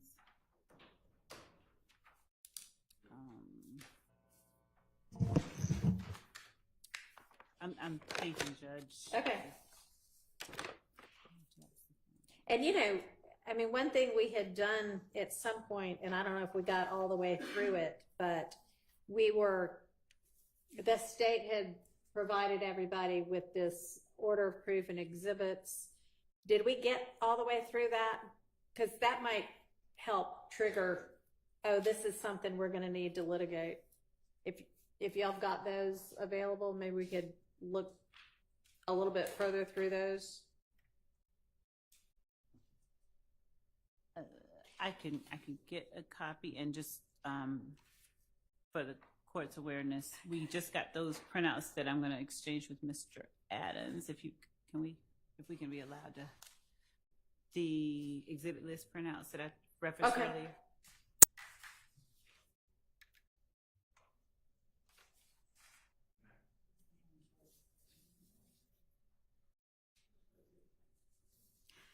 Yeah, I don't think we'd gone all the way through this.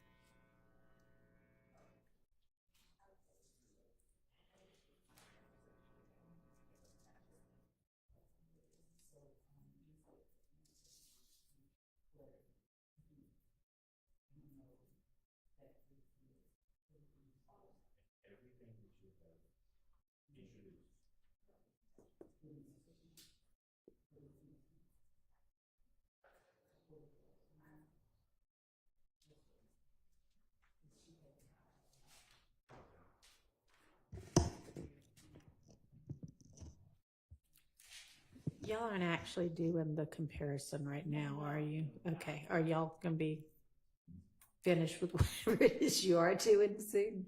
Okay.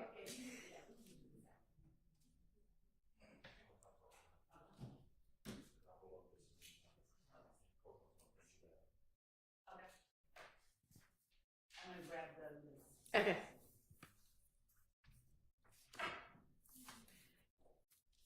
So if everybody has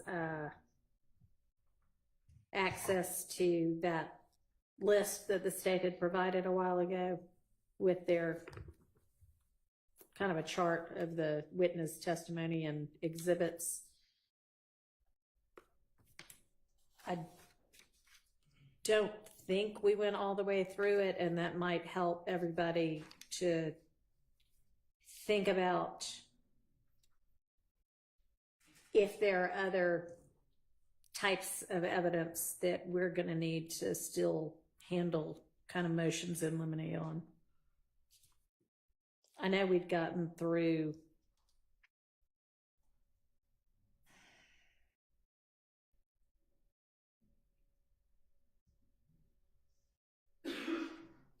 at least proposed witness 24, maybe 26. But I don't know if we'd gotten much further than that.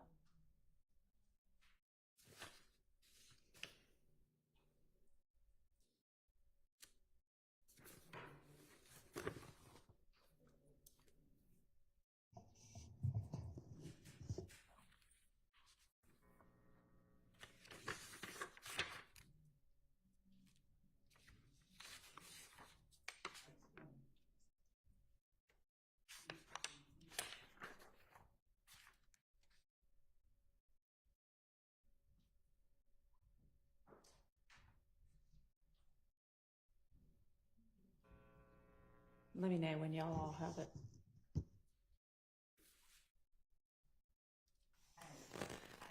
Okay. So if we're on page 6 at the top with Turner, I would assume y'all have seen all the crime scene photos. Do y'all know, do you, the state, know which ones you're intending to use? So, page 6. I mean, have y'all gotten together on things like that? Like, okay, here are the 25 or 10 or whatever crime scene photos that are going to be used with crime scene tech Turner and. I don't believe that our team has gotten with the defense on those. Okay. There is we had been, and we advised them that we had been told since 2022, I think, that there was a set of photos from Adele Avenue that we didn't have. They said it was lost in the hack. We have been persistent, and Mr. Brown has somehow or another gotten somebody to put their hands on a flash drive that has photos in it that he received this morning from APD. We have the emails from between all of us requesting that they go find some physical copies. We brought this to the court and defense's attention several weeks, maybe a couple of months back, that we didn't have them. They said they didn't have them, and but we just kept asking, and somehow somebody found a flash drive. I mean, happens sometimes. I can't make it up, but he has them, and I don't know that he's sent copies of them, but we can have copies brought over. That's just a matter that, since we're in the middle of that, I think they need to have and see. Okay. And so we'll bring that over as well if it's not already been sent over via a link. It may have been sent over via a Dropbox link. Okay. But we've not yet gone over the individual pictures and told the defense which ones we will and will not use. I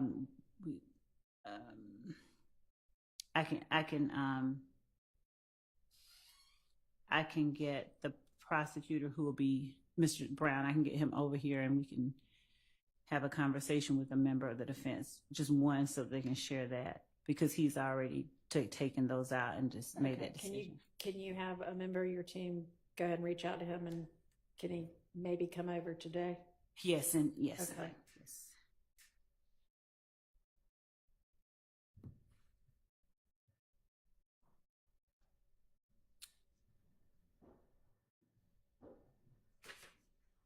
And we honestly may not have gone witness by witness up to page 6. So if you look back and see something on the first 5 pages that we haven't covered yet that y'all feel needs to get litigated, let me know.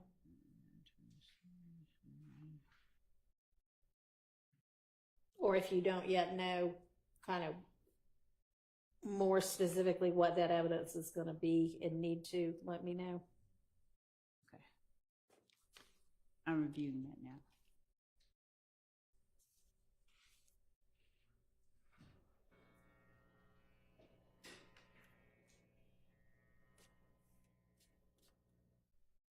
And for all of the photos, like with Miss Bell today, you introduced, I think, 4, but you only used 1. I mean, to the extent, you can continue that sort of thing where it's not cumulative, then that's fantastic. Okay. Thank you for doing that. Yes, you're welcome. Thank you.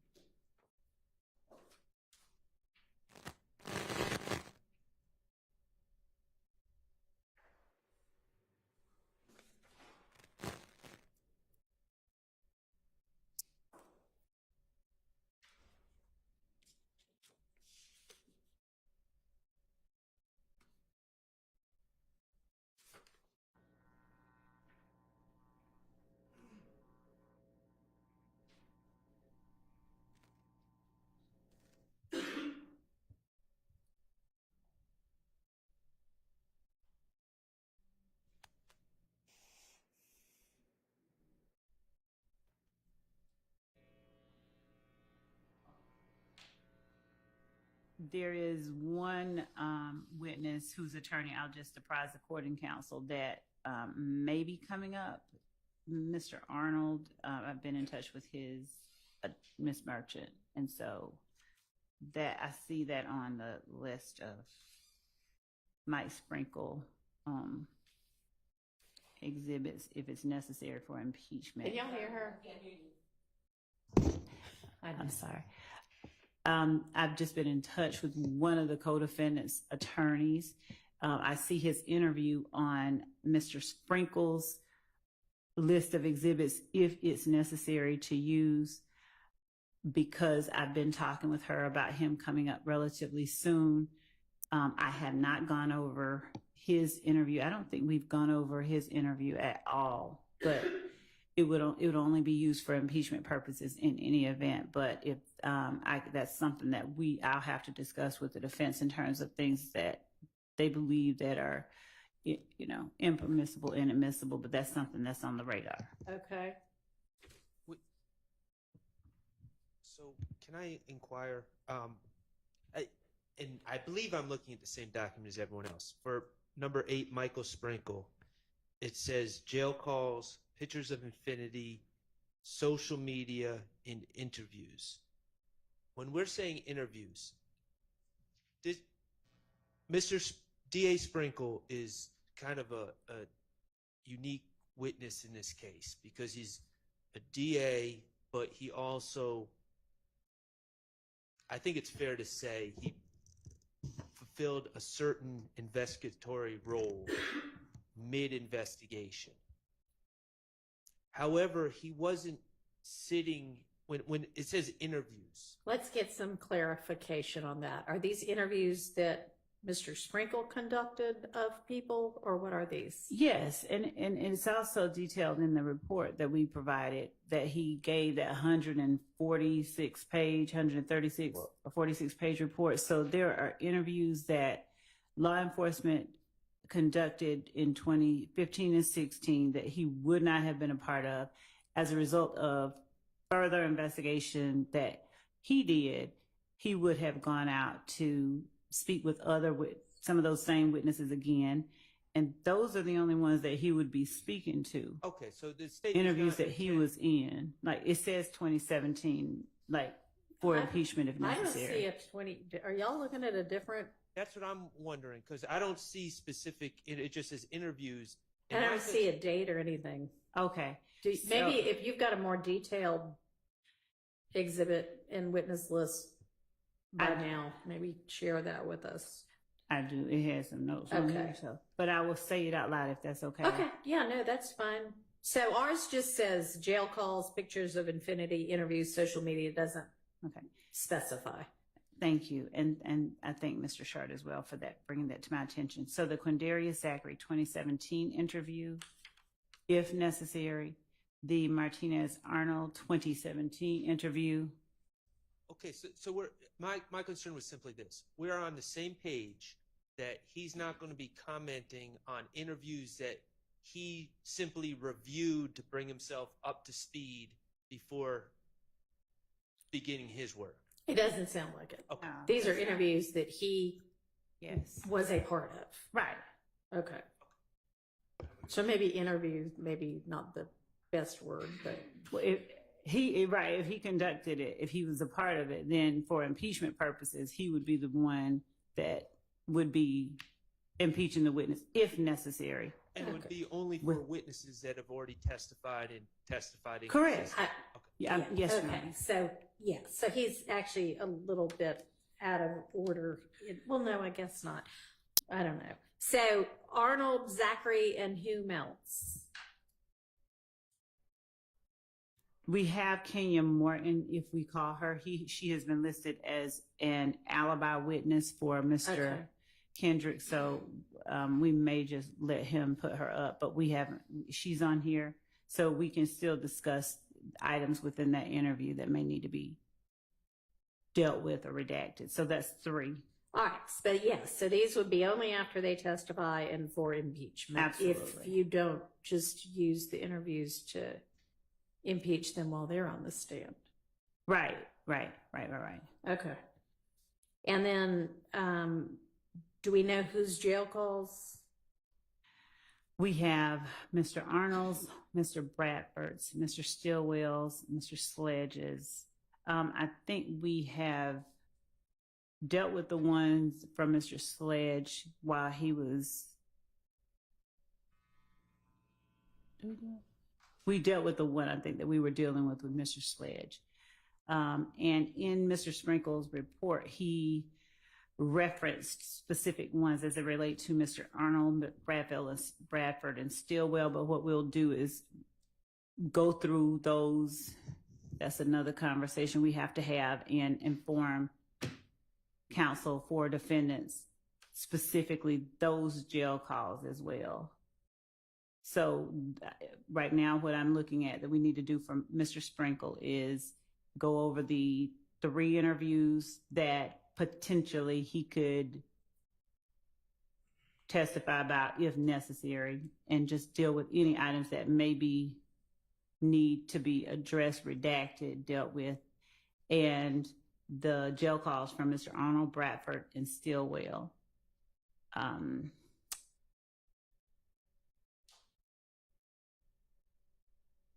I think we also had social media pics, but I think we got Mr. Bradford's social media pics in through Mr. Copeland. And we also got the social media pictures regarding Mr. Kendrick in already through one of the witnesses that have already testified. So outside of that, and I think we also got the post with Mr. Garlington and Mr. Williams with the "we're not going back and forth" in already. Those are so there's no social media left that he'd be talking about then. Okay, so we can cross that one off. Okay. So going back then to page 1 with Mr. Zachary, have we dealt with everything we need to deal with for him? Social media, jail calls, and interview.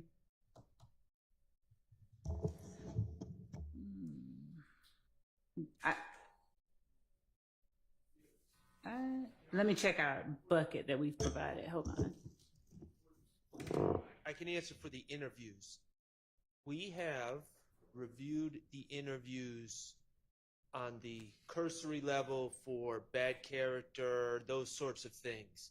Now, my stance is that those out-of-court statements should not be played unless there's a proper foundation. So, of course, we still have that issue, and that won't be resolved until we hear what Mr. Zachary's testimony is. But we have reviewed those statements. Okay, I thought for so. The other stuff. And jail calls and social media, yes or no? Interview on the 2017, March, I believe, 3rd, 2017 interview of Mr. Zachary. There was one part that the Honorable Court, I think, redacted that I would like you to reevaluate if it becomes necessary. I understand it's all premature, but there's one section on one page that I would like to, I plan on, if it's ripe, cross-examining Mr. Zachary on it and then impeaching him if he says something different. Okay.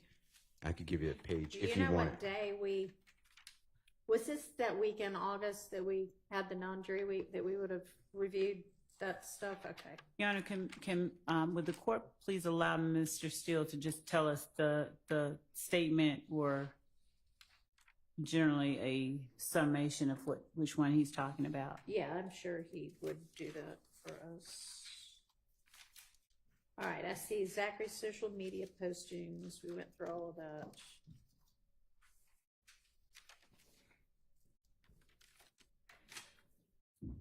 Was this wasn't one of these things on these big, this is Zachary, these things? No, that's, oh, yeah. Okay. So can you direct me a little more specifically now that I've got that in front of me? Of course. Your Honor, this is the 2017 proper. All right, hang on. The one I've got says 2015. Yeah. If you need a copy, we can, I'm sure, give you one. I would have thought I had a copy if we've already been through it.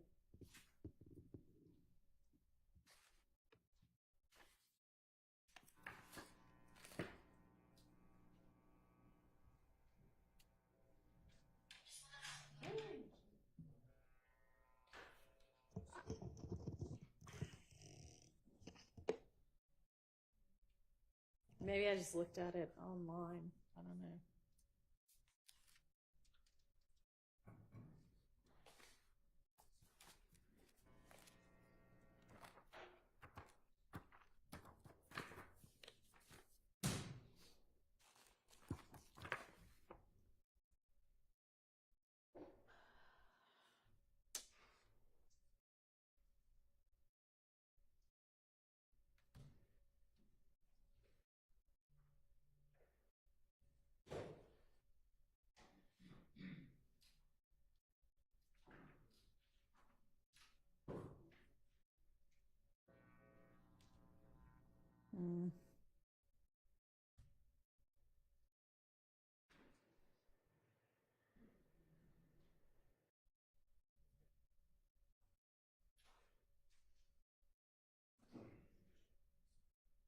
Would this have been in one of the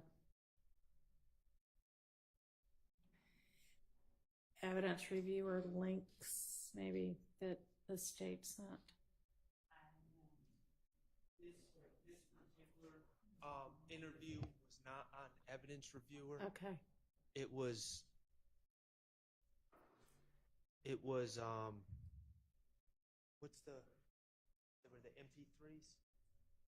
They were MP3 files, and it was an audio. I honestly don't remember playing the audio of this in court. I think we were mostly working off the transcripts. Is this, okay. So I've got his August 5th, 2015 interview. That's the evidence reviewer. Okay. One. And then I've got a list that I think you put together was kind of page and line objections that I think was to the 2017 one. That's the one that Mr. Steele is referring to. All right.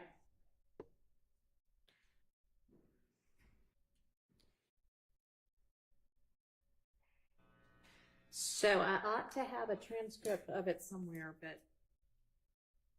where that is at this point, I'm not quite sure. It helps. It's a words express transcript. It's not one of the ones that the state produced. The transcripts, there's some look one way, some look the other one. This one is a words express transcript. And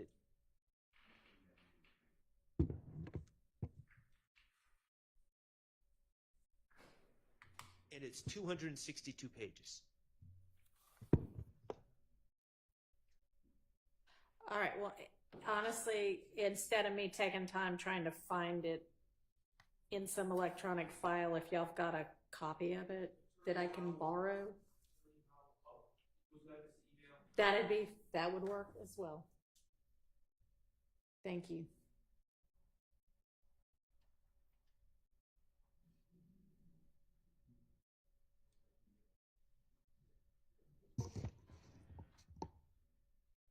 This is the one that's 275 pages? Okay.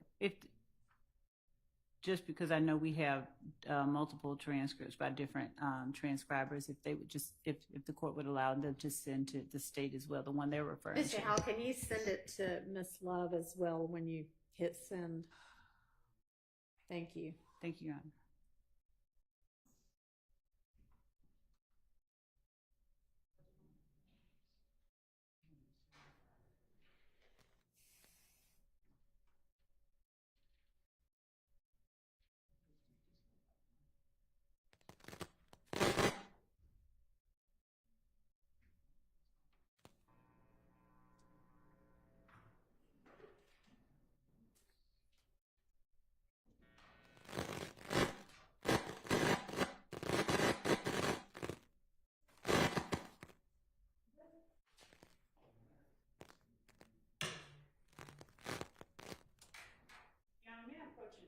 Sure that the microphone on the witness stand is off. Yes.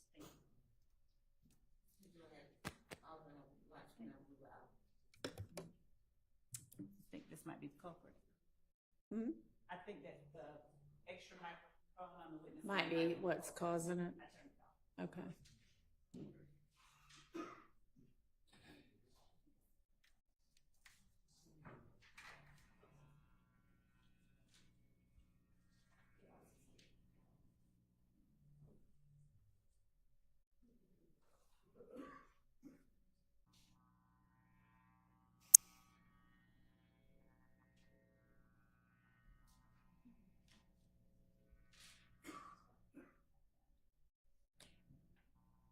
And Mr. Howell, did you send it directly to me or through my law clerk? I did not send it to the court. I sent it to Max because I didn't have your email. Okay, that's fine. I was going to send it to Miss Percival. I have her. I don't have her email. That's fine. She's listening in, so Ms. Percival, when you get it, you know to just forward it to me.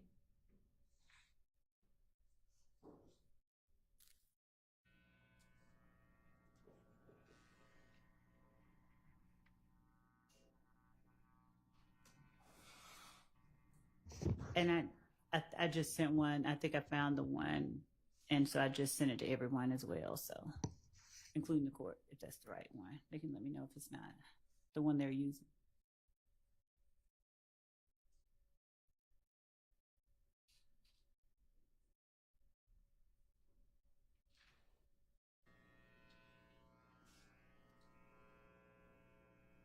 Okay. Well, I've got the one that Ms. Love just sent. That's June 14, 2017, and it's word expressed. So I think that's the same transcript. Should be March 3rd. But hold on, let me see. That was the date of the transcription. Date of transcription. Yes. Okay. That.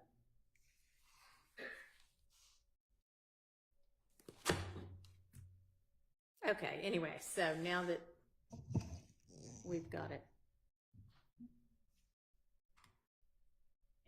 If we could just get that date, that page and lines that Mr. Seal referred to, so that I can go straight to it.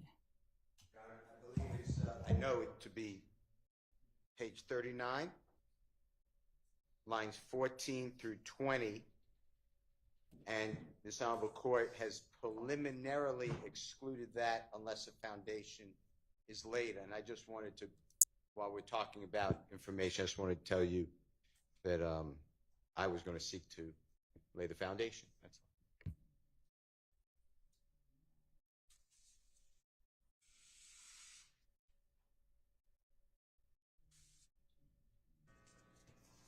Yeah.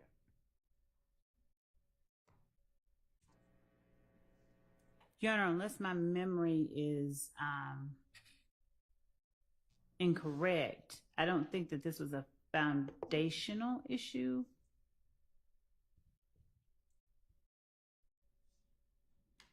I guess the record will most accurately reflect what it was that it was excluded on, but I don't believe that this was an issue about foundation. Line 14 through 20 on page 39.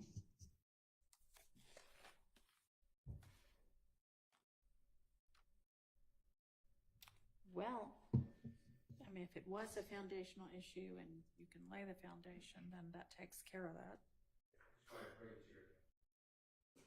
Okay. Okay.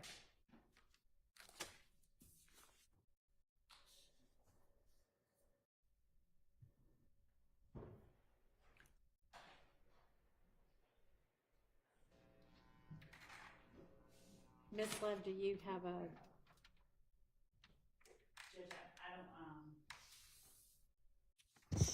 I don't have my notes on that hearing that we had that Mr. Steele is referring to, so I don't have at hand the court's ruling or anything that I can make a definitive statement about it on.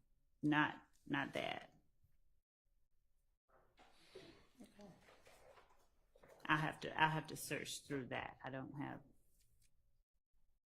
those notes. I'm gonna check with the team. Okay. Your Honor, I reviewed my notes from that day. Okay. For page 39. What day was it? That would help me. August 6th, 2022. August 6th. Okay. Court has to state to sort out the argument. Say it again. Pick up the mic and say it.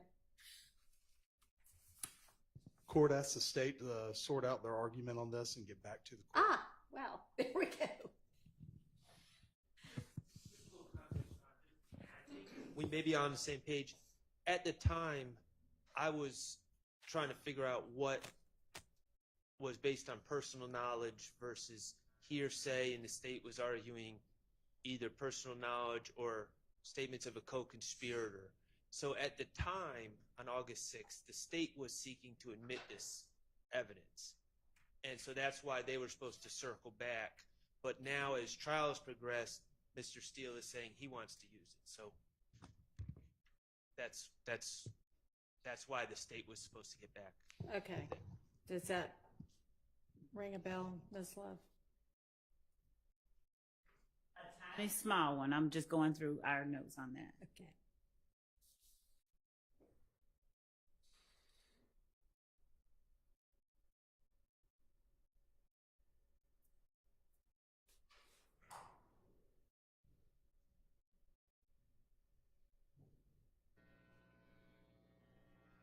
Do you have some details that you can put this date and see on the radar?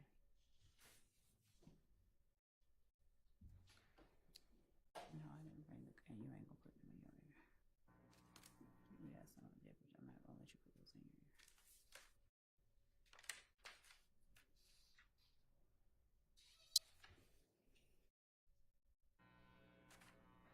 You gotta make it hotter. You gotta turn it around. I think I just can't turn it off. I'm trying to get the cords from being right next to it. You just, oh, gosh. You wanna keep it on, right? Maybe, just hold on. Just let it off. I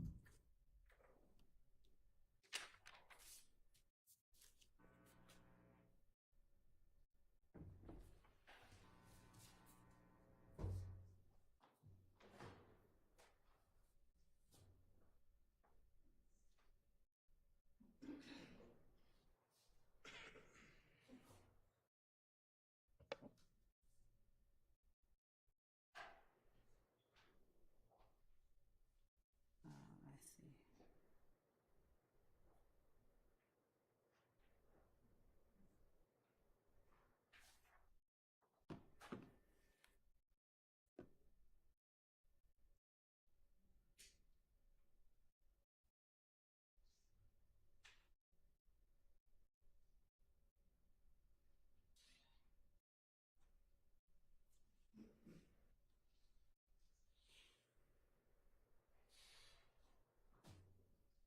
Give me some of that.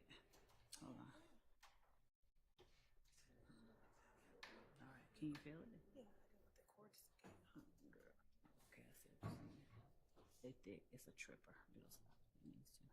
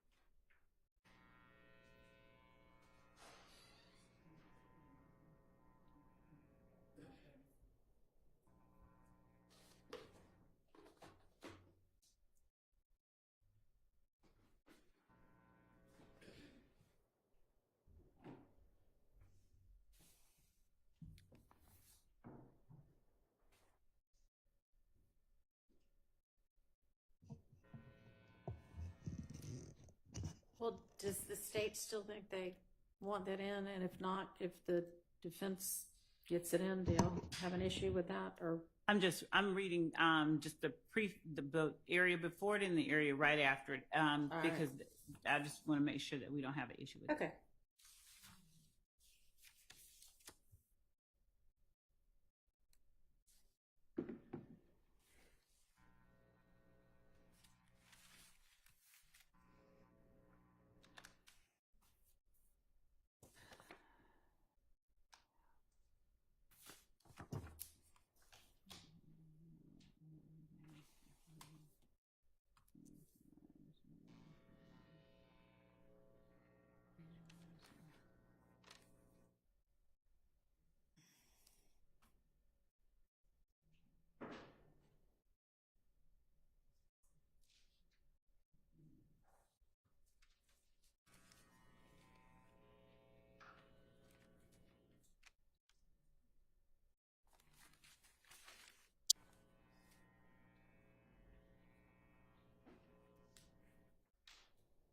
And Your Honor, it's also going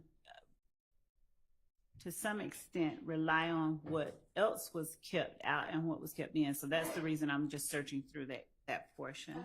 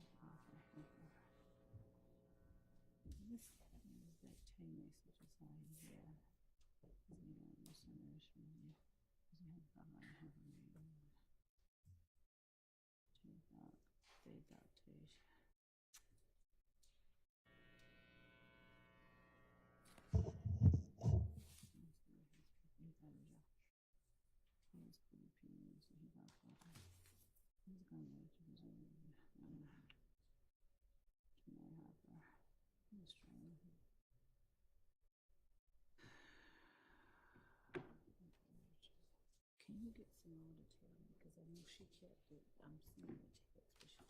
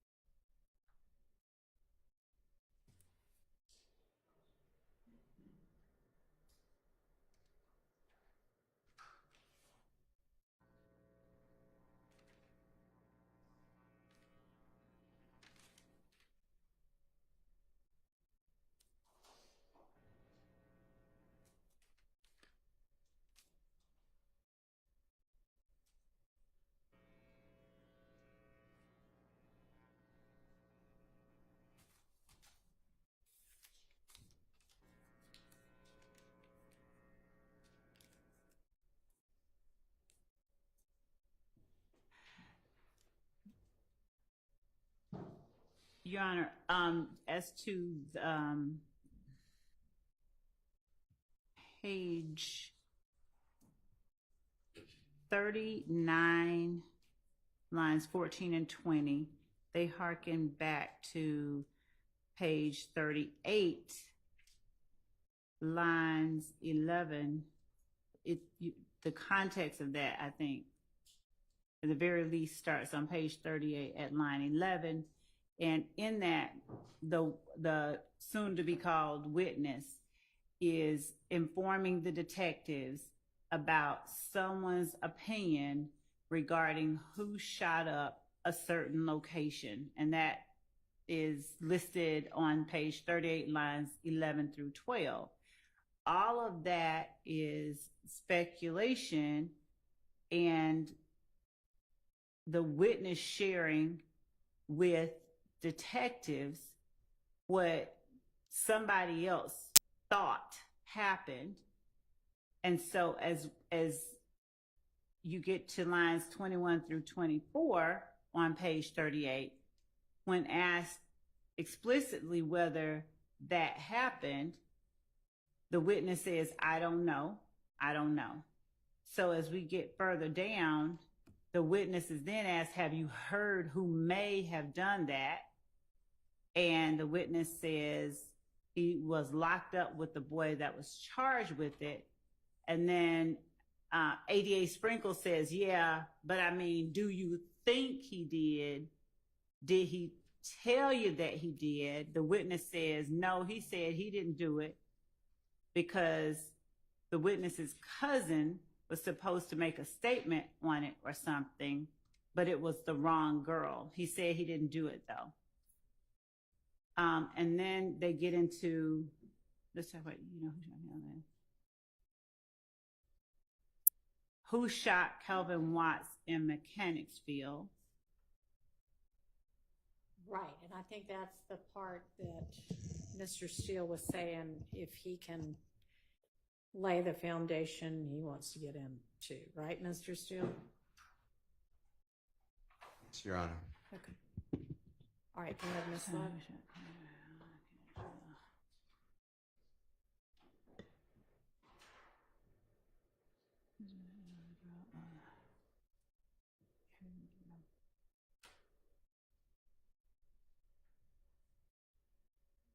Okay, I remember this argument. So if there's no objection from anybody else, I don't think that we have one to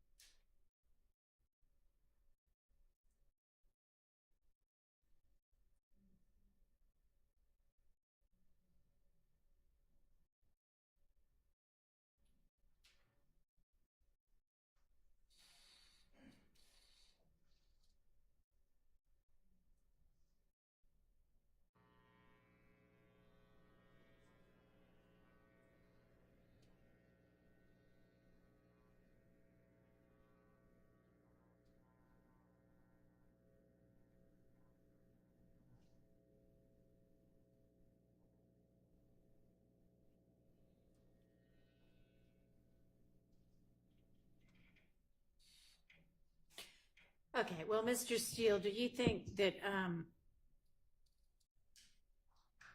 is your plan to kind of ask some foundational questions to figure it out, or do you think that it's already enough here in this transcript?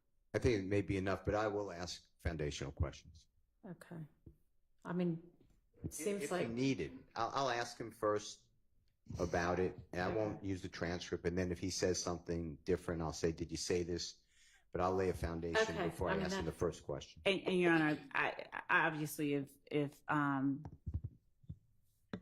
if it's established that he has a basis for knowledge that does not consist of what somebody else might have said some other time that we don't know about, and he doesn't have personal knowledge of it, if it's not that situation, but he does have a basis for it, unless there's some other valid objection, then there's nothing that I can, complain about right now. All right. If there's an objection, we'll make it at the time, but I don't see anything right now. Okay.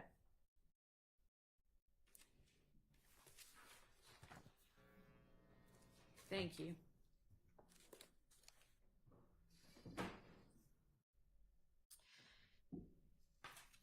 Okay, so back to Mr. Zachary.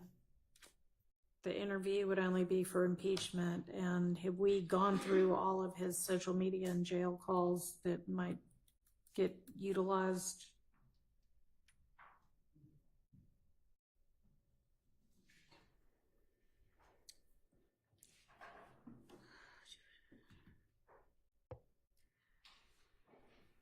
I thought we had gone through his I mean, I thought we had to social media. just check him. Very least.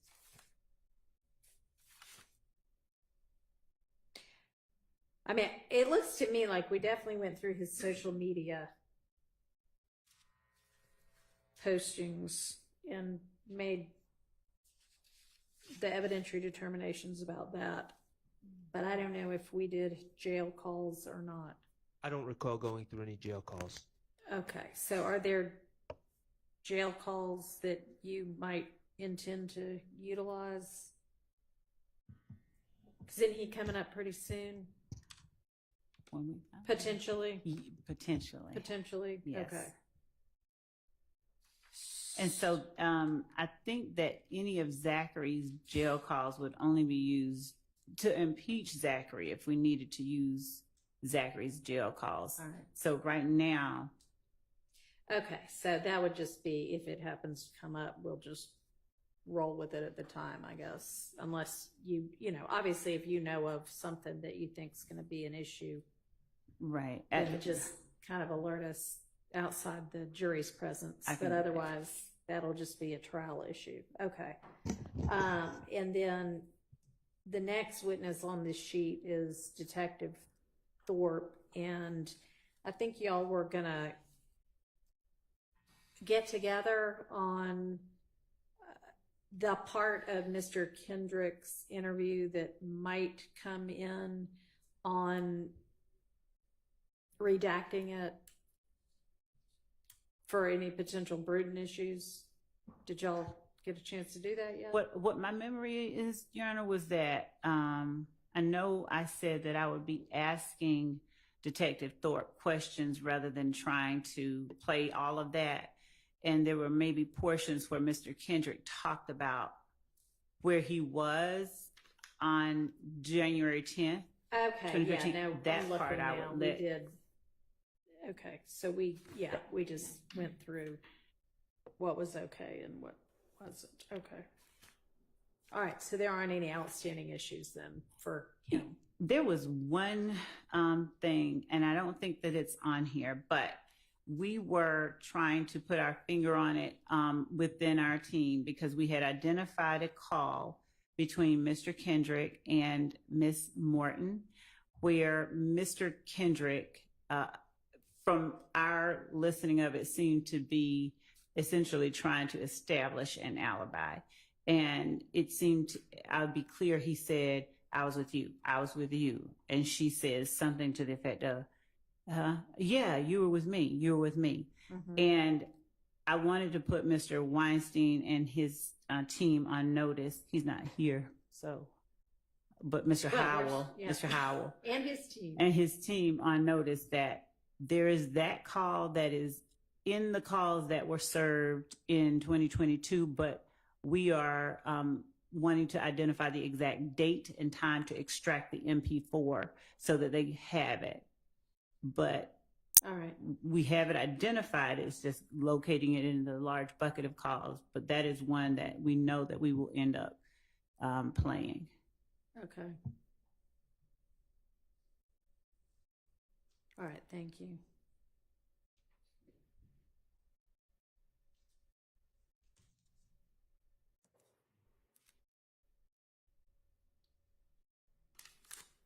Okay.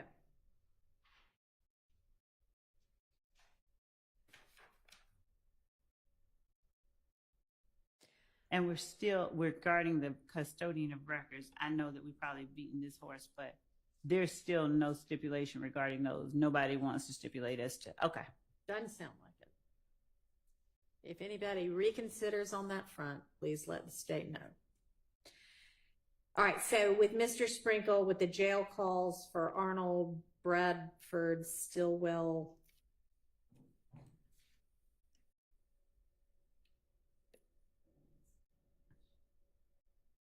the defense has them all, right? Yes, and I believe that they're in the bucket of exhibits that we provided to them. I'm confirming that.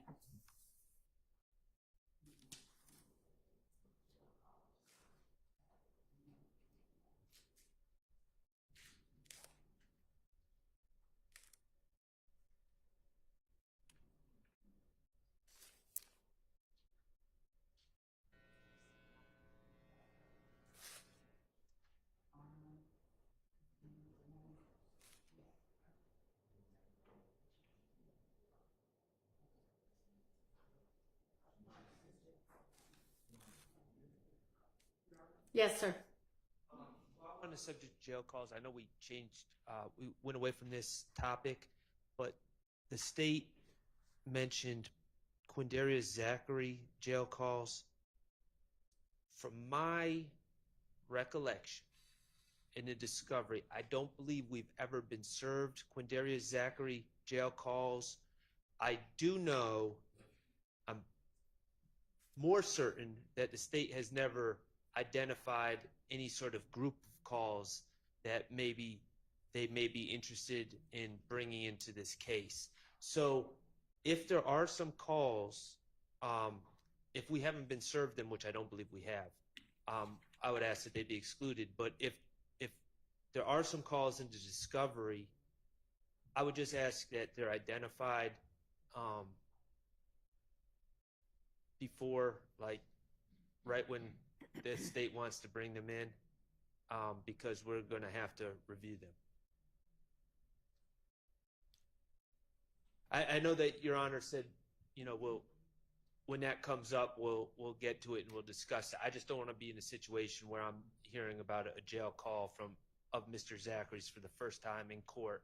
And Well, then having certainly if y'all don't have them, then that's an issue, but let's find that out. All of the jail calls have been served. Everything, all of our jail calls for especially Mr. Zachary, which would have been those that we had around 2015. And I'll go look and point to specific things, but again, I have not identified any particular calls of his that we intend to use, and we wouldn't be introducing anything except for impeachment purposes. And his statements, the summaries of his interviews and transcripts of his interviews have all been provided.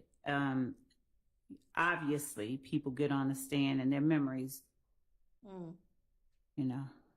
stuff happens with them. So. Okay, so do you happen to know like what tranche of discovery it would have been?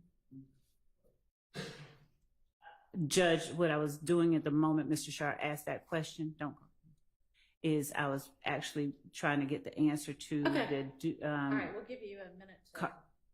calls regarding Mr. Bradford and Mr. Arnold that are listed under Mr. ADA Sprinkle. And those were the January... No, Bradford and Arnold. We got that. I'm talking about Zach. The court made the inquiry, so I was trying to...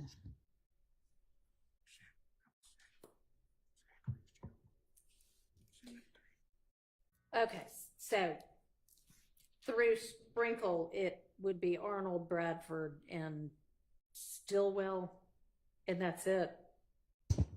Jail calls, potentially.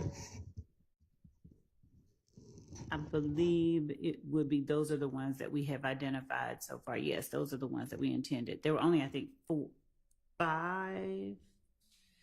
And I paused because I was now looking at okay, there they are. So the January 11th, 2015 call between Martinez Arnold and Javaris Bradford. The January 10th, 2015 call of Martinez Arnold at 7:42 p.m., the January 10th, 2015 call at 8:18 p.m., and the January 17th, 2015 call at 7:17 p.m. Those are the ones that we have provided that we intended to introduce through ADA Sprinkle. Now, as to the follow-up question that Mr. Sharp just asked about, and that the court inquired about, the Zachary jail calls were served in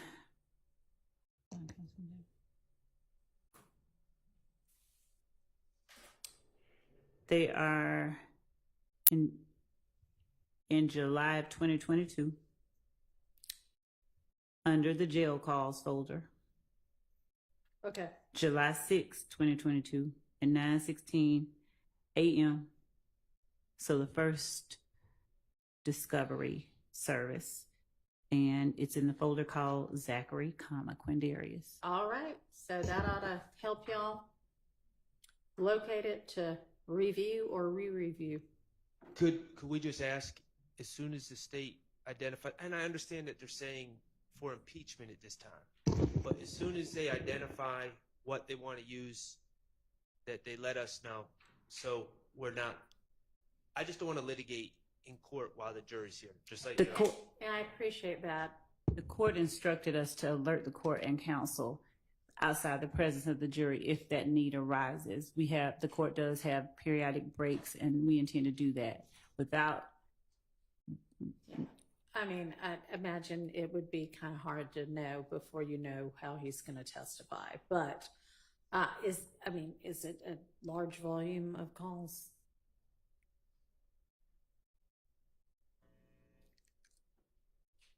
One moment to look at approximately how many. And to be clear, I know the subjects, I know the questions, generally speaking. I don't have a script of his responses. And so it is almost impossible to,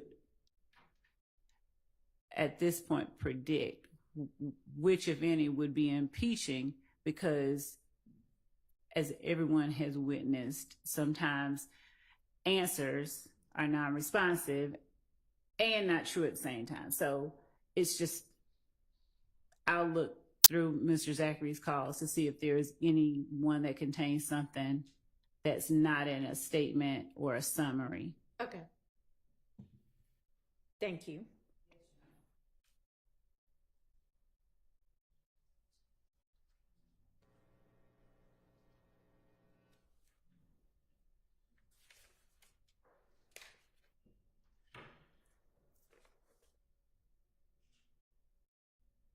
All right, so then I think that with regard to Mr. Sprinkle and what evidence would come in through him, we've gone through that. And then we've got cell phone custodians. I think we already talked about Mr. Burney.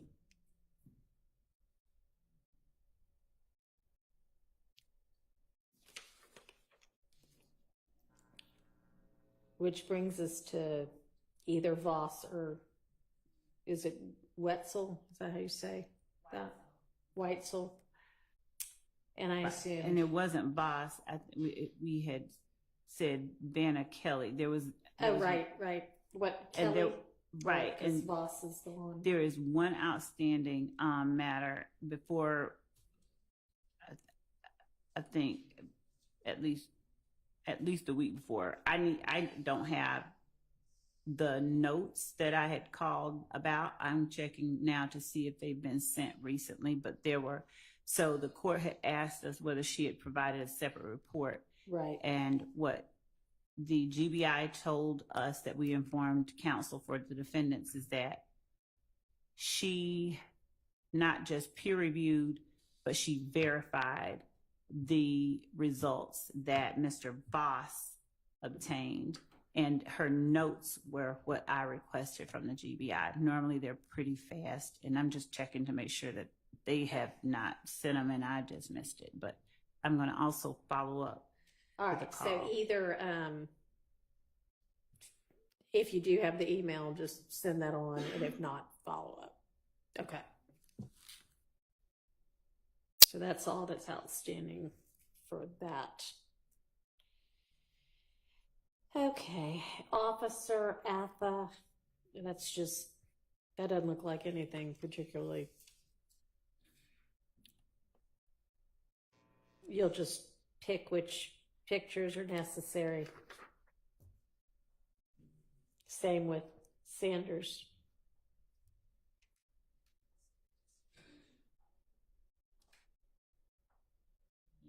And Smith, that evidence already came in, right? With Sledge. Yes, actually, Okay. she that video from that one, the one video did. Okay. Yes. And then we've done Miss Latner's and Miss Bell. And Pitts is just going to be testimony. Pitts' testimony and some of those pictures that we talked about earlier today, that if we've not sent a link over, that we're going to be providing to them. Those are the 1428 ADL Avenue pictures. If the court would indulge, can you confirm?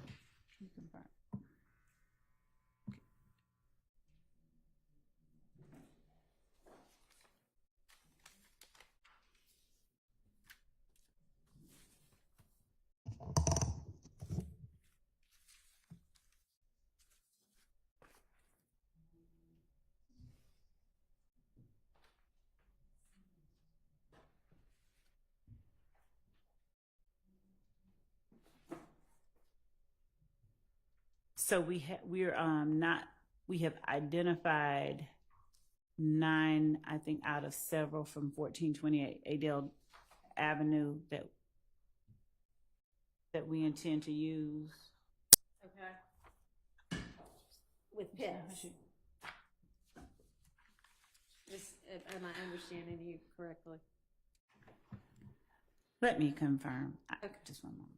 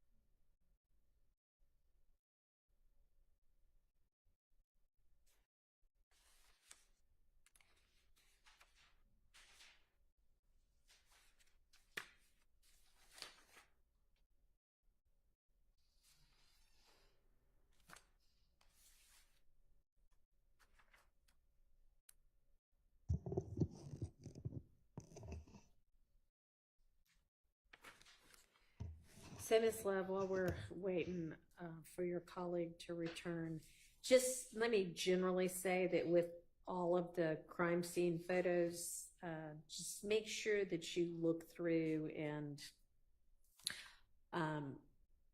narrow it down to what you need.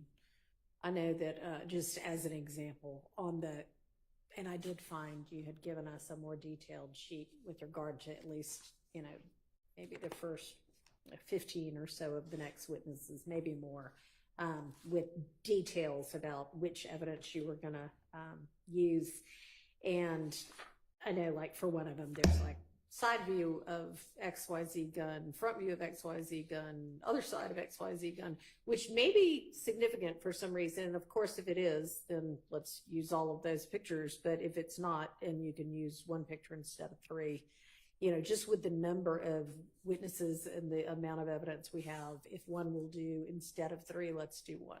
Yes, Your Honor. And there may be instances where we tender and this many and publish two. Exactly, just like you did with Miss Bell. All right. Thank you. And if you are going to tender this many, and especially with the crime scene text, just, hand them the whole stack. Definitely. Yes, sir.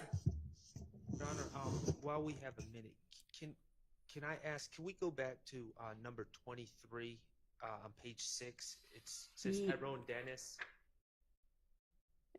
Yes. The second check or second box thing says overall investigation of crimes of YSL between January 2015 and December 2015. I don't know what exactly the state means by that. Summary witnesses, my understanding, are frowned upon. Investigator Dennis previously, when Judge Glanville was the judge in this case, there was a easel with pages being flipped where he was listing all these different shootings and saying what was gang related, what wasn't gang related, or really just what was gang related, and kind of going through a timeline of a bunch of different acts of violence. I don't think at this point, if it's targeted to something, I'd be interested to know what the state is trying to get from Investigator Dennis at this point. But just like another recap of everything that was going on. I mean, we objected the first time, and we still don't believe it was appropriate. But to do that again, it's just we're kind of retreading the same summary of this case, and the jurors, they're smart, they get it, and so I just don't think that would be appropriate. Okay, well, I'll inquire. I'm sure you're not going to just put him up for a recap of what he's already testified to. What's going to be new? Your Honor, we're not putting him up for a recap. What we gave on that sheet of paper was a generalization. If, as for instance, he was allowed to talk about his investigation. He was qualified as a gang expert, and many of the incidents that he investigated, he was able to gain information pertaining to some of the facts that he testified about. Some of the things that he was able to testify about. He also actively, like I said, participated in the investigation. So he, as a fact witness, was able to testify about those things as well. Mm-hmm. As the court sees what the court doesn't know or wasn't there when he touched on the fact that after Donovan Thomas's murder, they went back and they saw that there were incidents that occurred that appeared to be act and reaction from certain groups of people. And then after the Donovan Thomas murder, that there were a series of retaliatory shootings. He did not go deep into them. There were incidents that were listed that we are now presenting evidence of. At the time, there were objections to him talking about his investigation into those crimes. We alerted the court. We're going to put up evidence of those crimes. This particular one we did today is one of them. Right. So in as much as he gave a broad overview of, what things they saw occur, and that is at this address, there was a shooting. Then there was this shooting at this address. To the extent that there are details that are going to be brought out or that are challenged on cross-examination, those sorts of things that were not ever talked about before will be talked about with Detective Dennis this go round. This will not be a rehashing, of a summary. That's not necessary. That would be a waste of time. This is going to be information that either he's not testified about or someone challenges another person on cross about. I don't think that at this point we can actually say, hey, this is all the stuff that we're going to talk about. We do know that it's going to encapsulate that area, that span of time that we listed for the defense in the court on that sheet. Well, Your Honor, Yes. let me say this. I'm seeing these 4/28/15 shootings. I'm seeing on the state's list here, they're saying committed by Demekion Garlington, Antonio Sledge, Quindaria Zachary, and Shannon Stillwell. There is no evidence other than Mr. Zachary in his proffer trying to get better sentence saying that Mr. Stillwell was there. There's absolutely no evidence, no phone records, no other witnesses, no ballistics that link to Mr. Stillwell. There is nothing that puts Mr. Stillwell in that case. My concern, and he wasn't charged either. Okay. What I don't want is, I don't know what Mr. Zachary, where he is, if we're going to hear from him, if we're not. But what I am going to have a motion if somehow Mr. Stillwell, through Investigator Dennis or some other witness that has no firsthand knowledge of anything, starts trying to bring my client into the 4/28/2015 shootings. And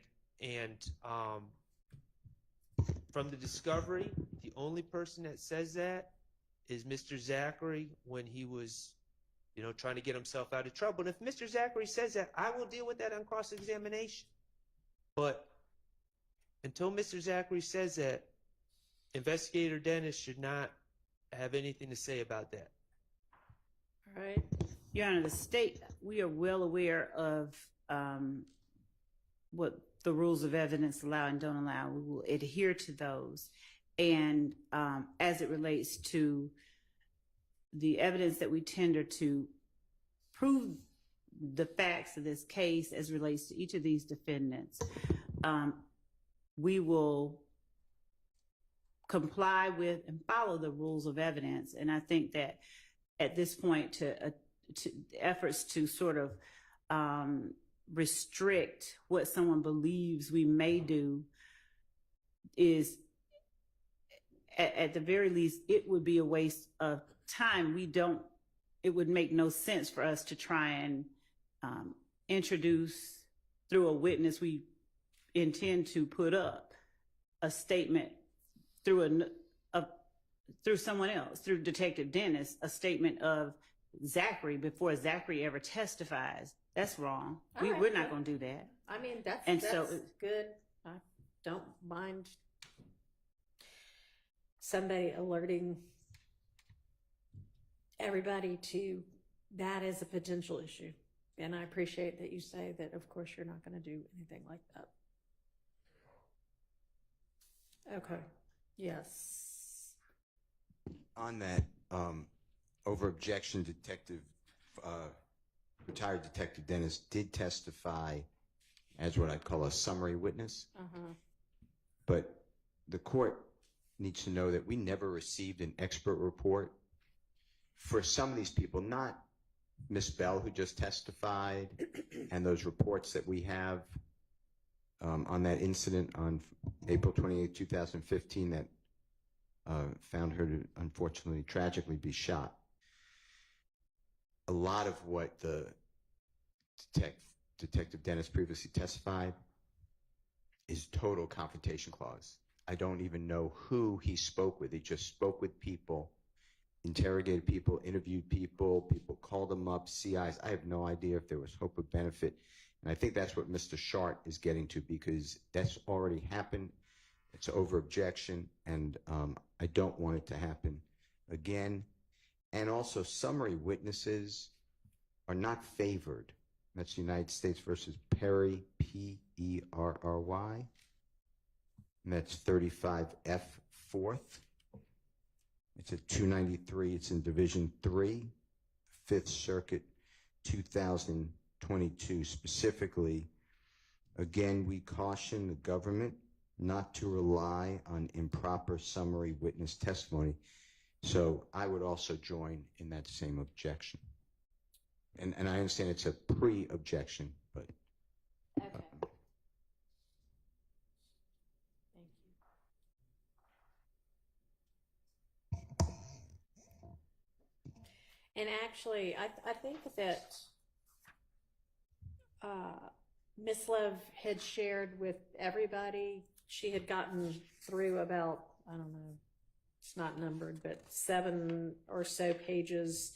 Witnesses at the time, they were 81 through 110, with more detail than what's here of exactly what she thought the evidence was going to be at the time she put it together. And for Detective Dennis, he's on the last page of that, she's got listed the specific evidence that she, at least at the time she was putting it together, thought he was going to be testifying to this time around. And it doesn't, other than the PowerPoint, which has essentially been ruled out, it doesn't look like it's kind of summary testimony. Is that fair, Ms. Love?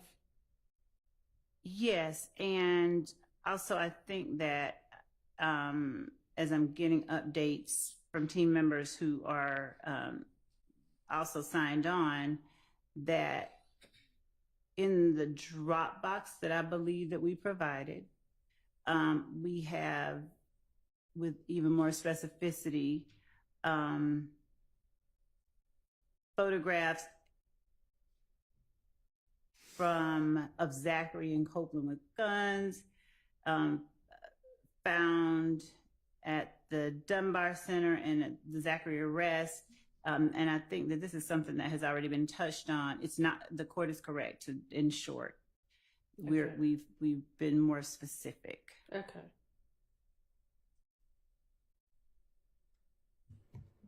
Okay. Sure. All right. So did you come back with further information? I think we had paused on something and. We did. Okay. So we have from Adele Avenue, there are several photos that we are still narrowing down that we got today. We will provide both all of those photos as well as the ones we intend to tender as evidence.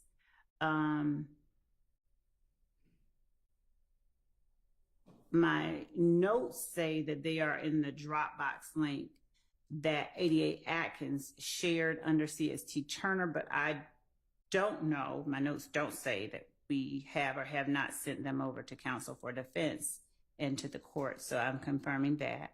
Okay. We have 15 additional photos and a floor plan for 1903 Drew Drive that is being sent over shortly as well. Let me confirm whether that Dropbox link was shared internally or with everyone. Okay. Just one moment.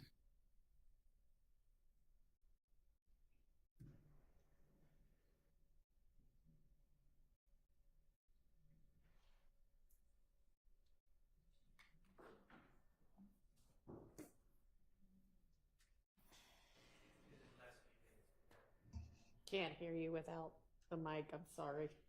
If they're looking for a recent email, I'm just trying to help. We haven't received anything from the prosecution team.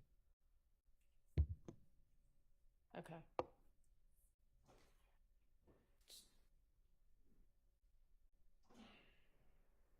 I am being informed that the Dropbox link that everyone has been updated with those items. Oh, okay. So, just, can you tell which Dropbox link it is? Because I know there are several. The one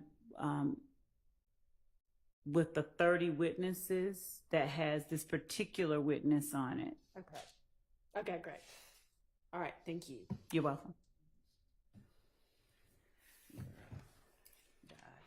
All right, so we were at what is numbered on this order of proof and exhibits list.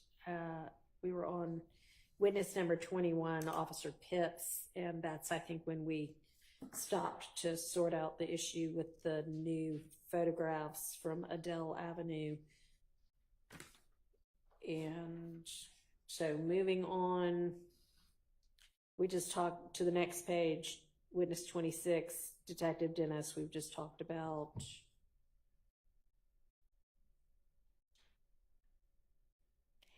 And I had written down from when we talked before, the number 87LL, was that the PowerPoint that we have already dealt with? I don't know. What is the court's note regarding 87LL or 871L? I should write more detail in my notes. One second, Judge.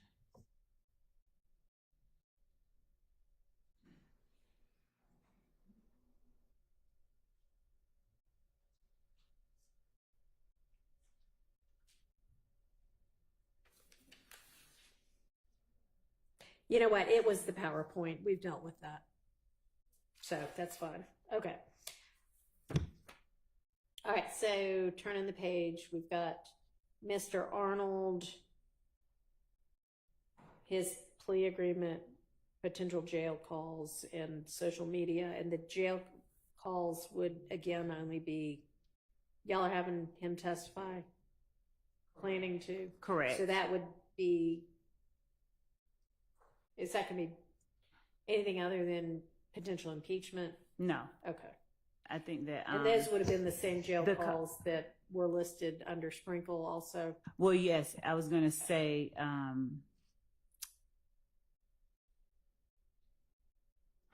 yes. And the one in particular that I'm thinking about as I play it in my mind, whether it would be this particular one on January the 10th would be considered impeachment. It was right after the murder of Donovan Thomas, and it involved Mr. Bradford, a call from Mr. Arnold to Mr. Bradford. Okay. So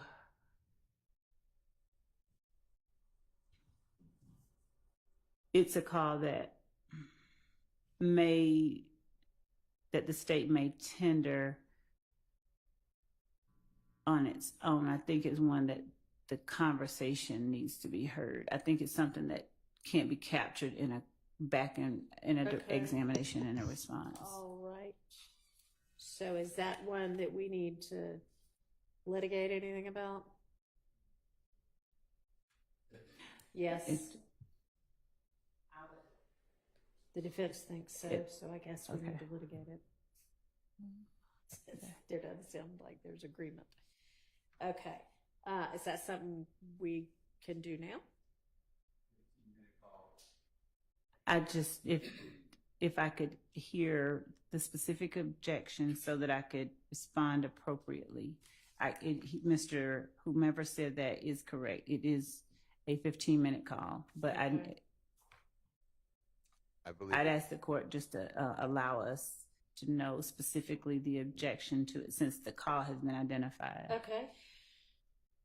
If I'm thinking of the right call, there's different people. Mr. Arnold is in custody, by the way, Your Honor. He's arrested on or about the 6th day of January 2015 outside of Club Crucial.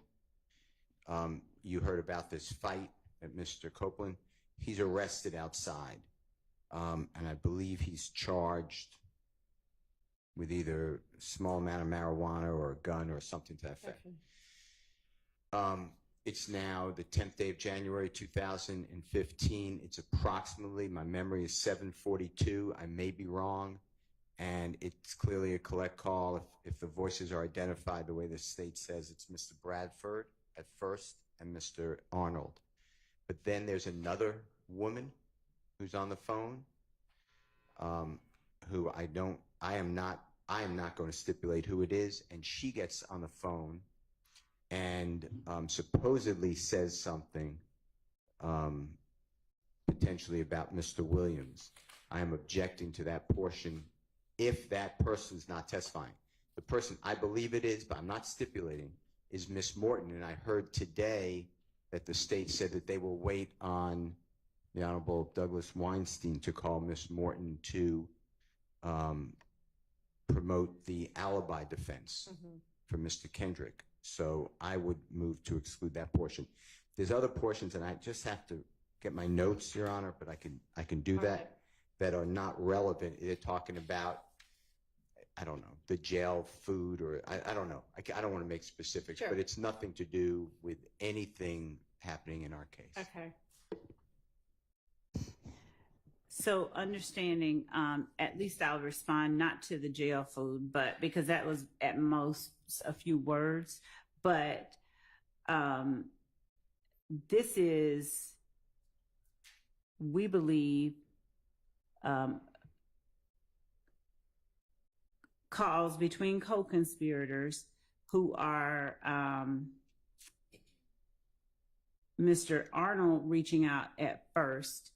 I believe he may have initially had one purpose for reaching out, but the conversation turned to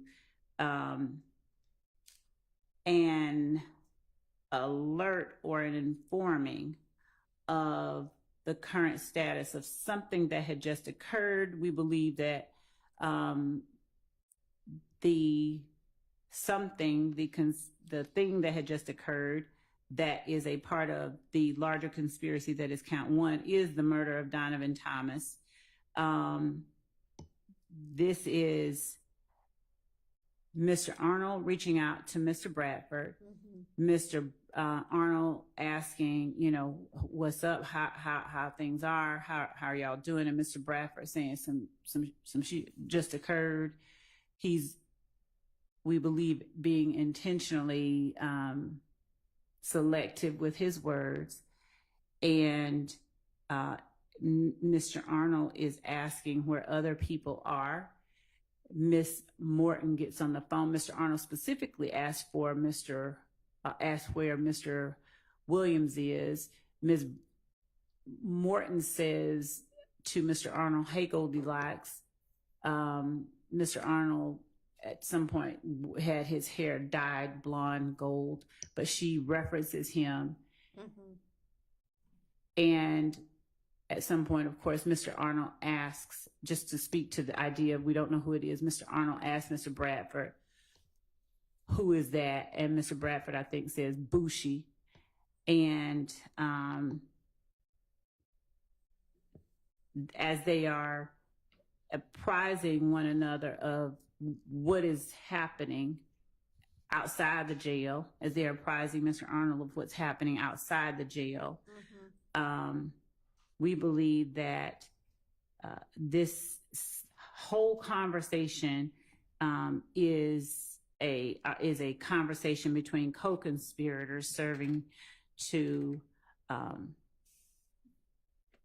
inform each other of the current status of the conspiracy, which therefore furthers the conspiracy itself. It serves to maintain a certain level of cohesiveness among them, and each one of the people who are taking part in the conversation are persons we believe who have just had some involvement, if they did not switch cars with, provide transportation for the people we believe are involved in the murder of Donovan Thomas. They are advising each other of where the participants in that activity are at the moment that the inquiry is made. And I think I said that Mr. Arnold asked for Mr. Williams. It may have been that he asked for Mr. Kendrick. So that's a mistake on my part. He asked where Yak was. And I think that they, in responding where one of them was, Mr. Arnold was told that they were either with Mr. Williams. There was a reference to their current locations. And at this point, the entirety of the conversation, we believe is one that is informative, one that falls squarely under the co-conspirator statement category. So at the very least, there is that. We do intend to inquire of Mr. Arnold about that. I don't know what he's going to say. Okay. But, so it has two, we believe that it would be introduced in one of two ways. So if Miss Morton is the person who answers the question of where Mr. Kendrick is and says where somebody else is as well, are you contending that she's an unindicted co-conspirator? Oh, she is. We believe that she is, yes, an unindicted co-conspirator. We're not saying that she, participated in the murder of Donovan Thomas, but in as much as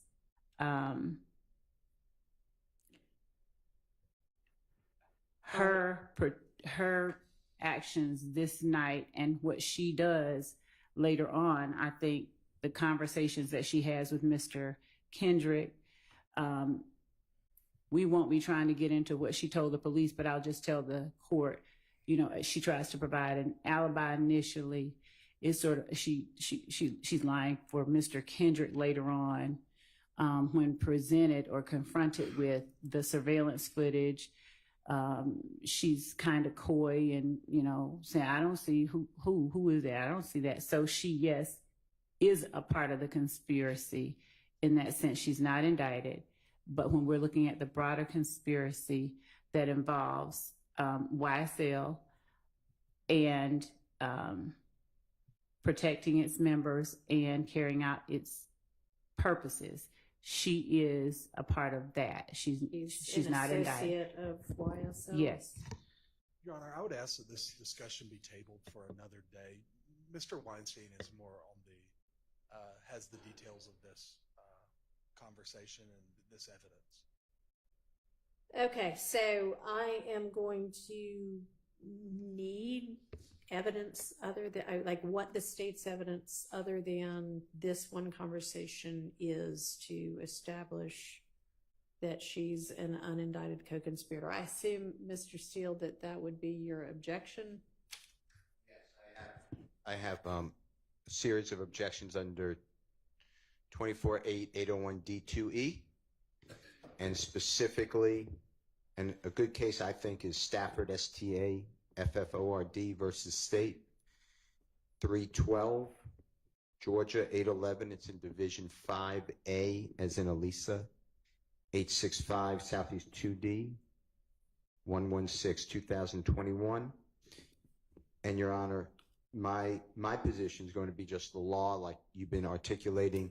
The state first has a requirement by a preponderance of the evidence that a conspiracy existed, and, which is what I focused on and what the court just focused on, that the Honorable Court focused on, that the conspiracy included the declarant and the defendant against whom the statement is offered, and the statement was made during the course and in furtherance of the conspiracy. And when you hear the recording, you may make determinations that one, if it is Miss Morton, if someone can identify her voice, that she is not a part of the conspiracy, and that would break the chain. And two, it may be a, quote, spilling of the beans, because the entire conversation is nothing to further the conspiracy. If anything, and I'm not saying there's any conspiracy, but if anything, it's very vague and something happened. And I'm not saying that personally, I'm going to argue that it does not further conspiracy. So there's many different objections that I will have. All right. So that is something we need to come back to. Yes, Your Honor. And so far, I apologize. Go ahead. So far, to my memory, and please correct me, someone, I don't believe there's any testimony about Miss Morton in this entirety of the case. That's my belief. And the state just said that they potentially, I know they could change their mind, but potentially not going to even call her. I'm not certain what when Mr. Steele says there's no testimony about Miss Morton. I'm not sure if he means there's not any that's been presented, or he hasn't seen where any could be presented in discovery, because I think that any has been. Yeah, he's nodding his head in affirmation. Okay, well, I mean, as long as it will be. Yes, and I know that we've already shown the surveillance footage at the gas station. This is just in terms of the idea of Miss Morton. She's the person getting out of Ariel Bax's car, getting into the Pontiac Bonneville that Javoris Bradford is driving initially, that then Diamante Kendrick gets out of and walks to another car and comes back and ultimately gets into the driver's side of. This is the video from the gas station that's the night of? Yes. Okay. And Miss it's allegedly like immediately after? Oh, it is. It's immediately before. It's about 6 minutes before Donovan Thomas is gunned down 100 yards away. Okay. And she is identifiable? Oh, she's identifiable, identified. All right, well, that sounds like that might do it, but we'll circle back on a day when Mr. Weinstein is here at Mr. Howell's request. And I assume there's going to be somebody that says, that's able to testify that her kind of street name's Bushi? Yes. Okay. All right. Thank you. So that is that jail call. And then what about Mr. Arnold's plea agreement? Is there a similar kind of factual acknowledgments as there was with Mr. Sledge? There is with each defendant that pled guilty, and also as I was over the time that the court broke from when the jury was here, I was going through my emails to try and do finish up the collection of correspondence at the time that I was speaking with Mr. Merchant, his attorney, to tell her he's coming up. Okay. And I found that same series of emails that I'll be sending to the court and to counsel for the defense regarding her requested changes. Okay, well. Or he is, or however. I'm going to hope that we don't end up calling another attorney to the court. Judge, I didn't want to call the first one. I didn't really go that well for you ultimately. I don't know. Well, see. You'll see. Okay. All right. So in the event that the same or a similar thing ends up happening, I guess I'm going to circle back, when we were talking about the admissibility of the factual acknowledgments plea agreement before, and I ruled that it was admitted, and Mr. Sharp said, okay, well, that may be, but there still may be some continuing witness issues. And I said, well, we'll deal with that later.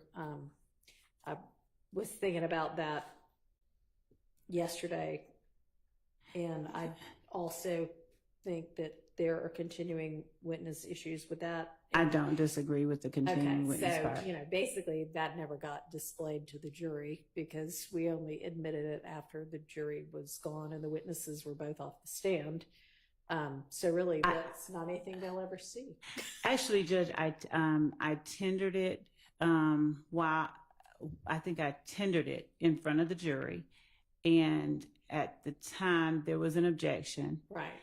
And I believe that to the extent that the court admitted it, it can be published. It can't go back. Okay, well, I don't know who you would, I guess you don't necessarily need a witness to do that, but. And since the court did bring that issue up, there was another matter regarding the factual acknowledgments that I wanted to bring to the court's attention. Okay. There was the testimony from the attorney regarding two portions of the final document, specifically as the only two portions that were taken issue with. Right. One being number 3, which the court remembers, but number 8 specifically. Mm-hmm. And of course, the argument will be made. There are certain arguments that are right for that, but the thing about number 8 that I wanted to bring to the court's attention is that number 8, and this is not something I felt was I didn't feel it was something to go back and forth with the witness on the stand about. He testified, his memory was, he didn't remember seeing it. Right. But number 8 was a distillation, a pulling apart of a iteration, the one right before it, that he took issue with. And the reason the state tendered states 460 Yankee as well as 452 and 453 is that 452 contained the statement that 460 Yankee addressed, and in 460 Yankee, in as much as there were certain things that were not contested but clarified, but the personal knowledge part is a specific thing that wasn't denied, but that was implied. And I'm just saying that instead of having what the state did, what I know we did, and when Mr. Wright says he doesn't remember, that's fine. Mm-hmm. But when we provided to him the document that had it pulled out, there was not, I don't know how he says he didn't see it, but there was not any indication from anyone that was incorrect. That wasn't just taken out of the air. That was. I know that it wasn't, but we have already talked about that. I know what the state, I know and understand how it is that the state got to and believed that given the comments he made, you all could say, well, okay, still, whether he knew it was planned or not, he still knew it happened and that they were responsible. But it doesn't actually say that in the iteration that got changed. And so that might have been the state's understanding of it. But, it is what it is. And you didn't explore that with the witness anyway. So, at this point. Obviously that was a protracted examination that I did not want to make more protracted. But I do think that in as much as there is an attempt to convince the jury that essentially these are made up things that the That state you just put. slipped it in. Yes. Well, I mean, Miss Love, then put somebody else on the stand. But I mean, you telling me this, I mean, it doesn't do any.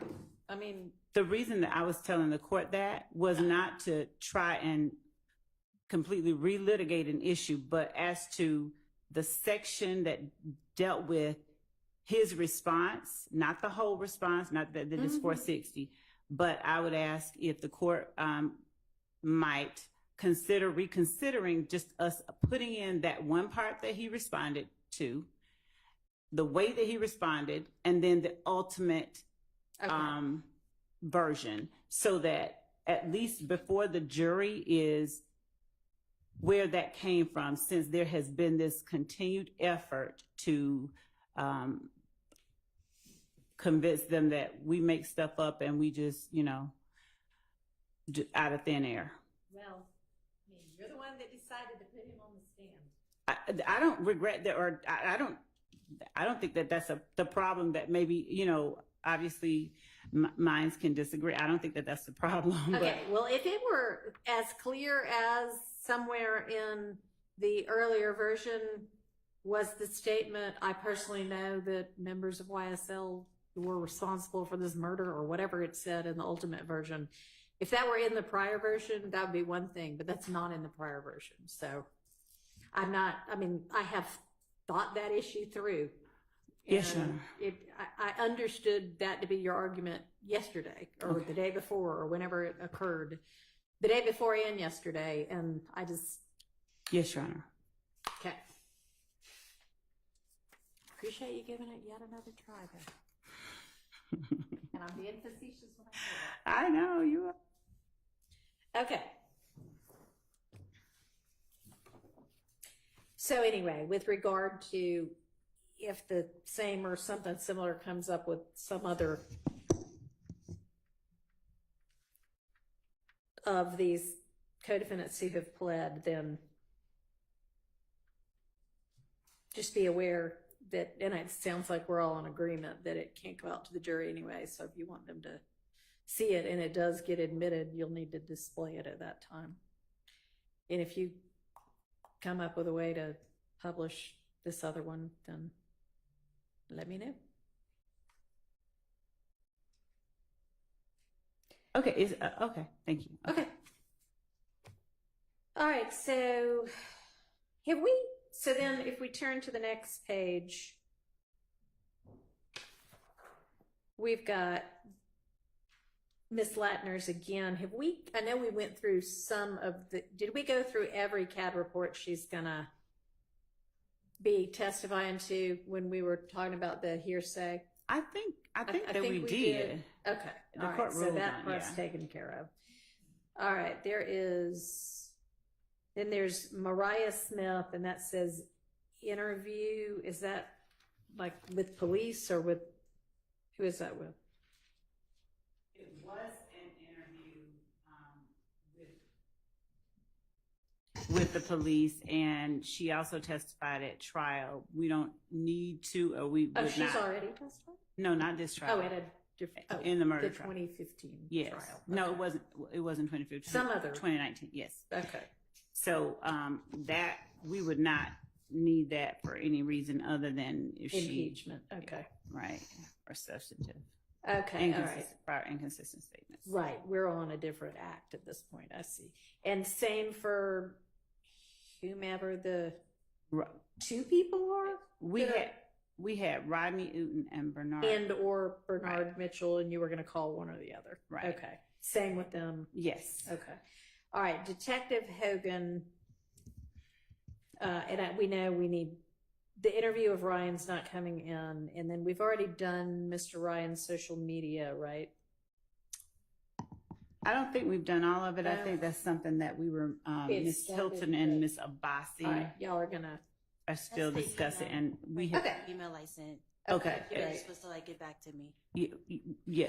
Okay. Miss Williams and I have been Great. communicating. All right, Wooney Lee, then that's gonna be play agreement, same kind of similar thing, and then text message, anything we need to litigate with regard to that text message?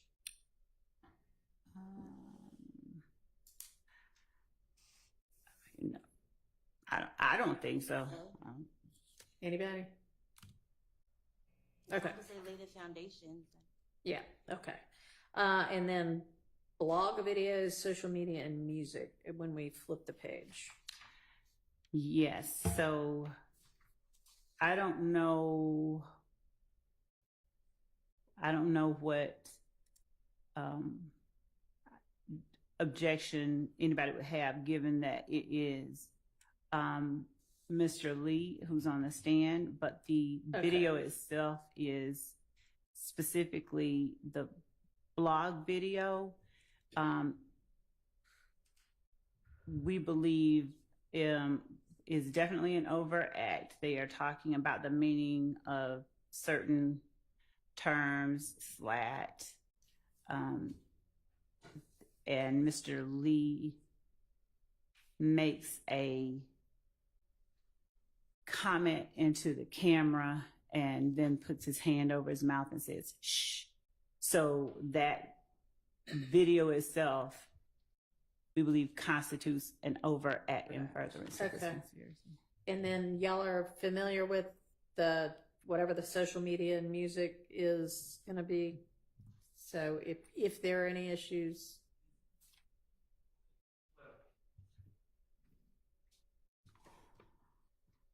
Hesitate to say yes to that because music, I mean, I don't know exactly what the state is referring to the extent that a song by Mr. Lee has been identified or is listed as an overact, which I don't recall off the top of my head, but I guess I'd have to know what the music is and then there's a 403 analysis, there's Baker, the Baker case that came out earlier this year, and of course, even though it's not our client's statements, it would be affecting our clients, so yes. What's that site?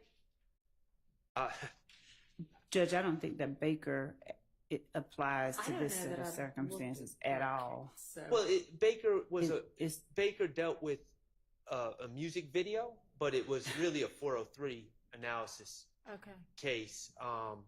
And I can get the site. We dealt with it earlier in this I'll case. just put in But- Baker music video and 403, and I bet it in 2024. Yes. Okay. But again, I don't know specifically when they say music what we're talking about. So. And is this Mr. Lee's music or somebody else's? Mr. Lee's. Okay. 318 Georgia 431 is Thank the you. site for Baker. March 2024. Okay.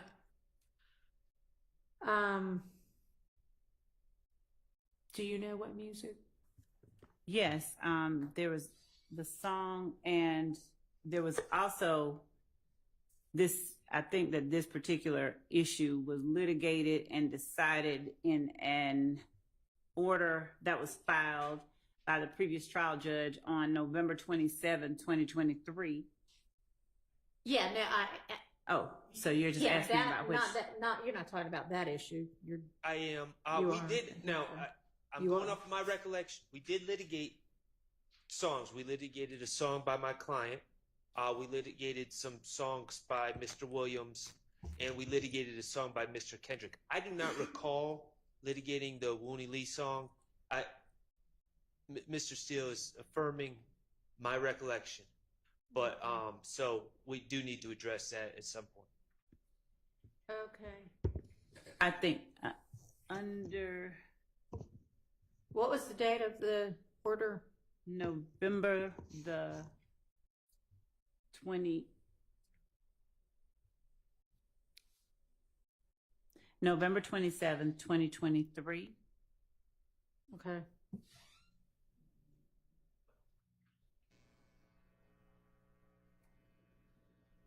So, on page 40, and this is not necessarily specifically talking to a lyric, but the court ruled that the lyrics evidence referenced in Division 8, supra, is admissible against defendants Lee and Kendrick as a party admission and all defendants as a co-conspirator admission.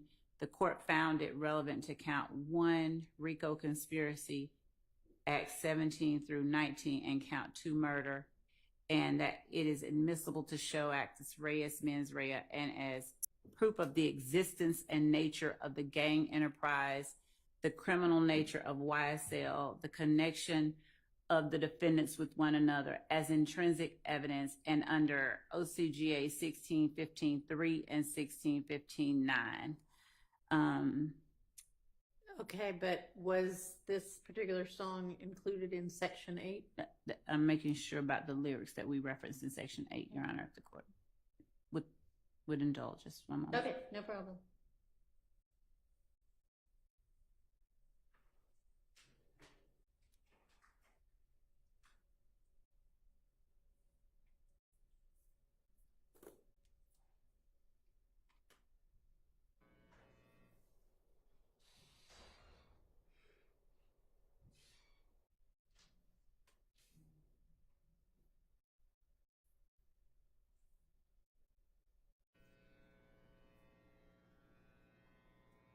It is referenced on page 35, number 13. Where are you from? Mooney Lee is Slime Life Shawty. And specifically, where are you from? I'm from Believeland. Throw your setup, YSL. The ops hate the crew. We getting this paper and we ducking cases. Free Lil Shannon. He the one that had him running with the cannon. Okay. Looks like that was already litigated. I'm going to suggest that we will go back to the video of court, because, I mean, sometimes I don't know who writes the orders sometimes, so I just want to make sure that it was actually litigated in court. Okay, well, if it was set forth in a motion or brief or anything, whether it was talked about in court or not, if it was included in the order, the decision was made that covered that. I mean, the court, the predecessor judge included that in the order.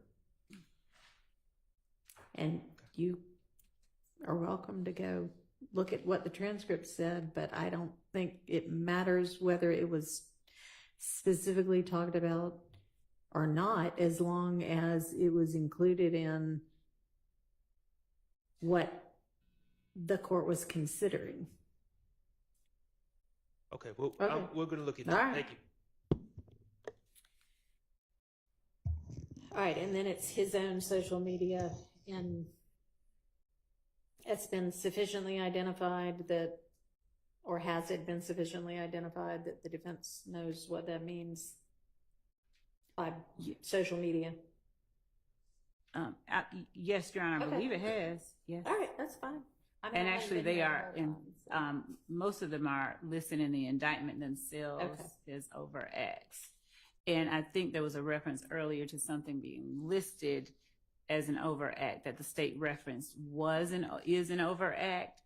I did not say it was listed. I just said it is, or constituted one. All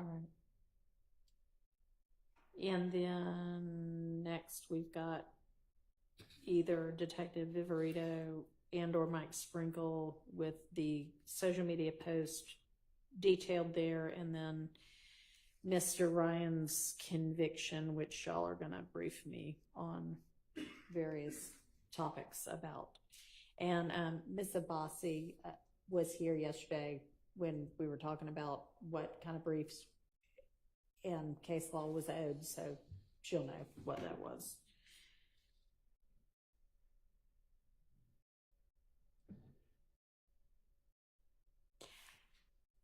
And Miss Love, I know at the time when you gave us this, that's the more detailed exhibits, that was as far as you'd gotten at the time. And if you didn't continue on, that's fine, because I said, no, don't take so much time doing that. Just give us, a general list. But if you have done more, We can do more. I can't say right now that we've done more. if you haven't, no, I'd rather you focus on the other Okay. tasks I've given you. I just Okay. thought, hey, if it's sitting around, we'll take it. But if it hadn't been generated, don't worry about it. Thank you. Okay. All right. So then, Colin Russell, any issue with the exhibits that are listed next to him? I wouldn't think so.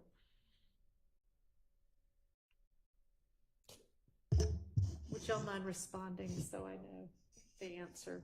Somebody.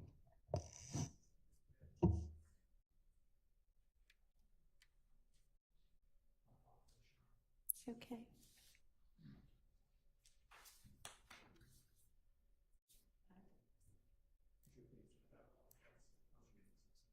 Okay, so no, I was just moving down through the witness list. So we're on Colin Russell now. He's on page 9, number 36. Does anybody anticipate issues we need to litigate beforehand with regard to any of the exhibits that are going to come in through him?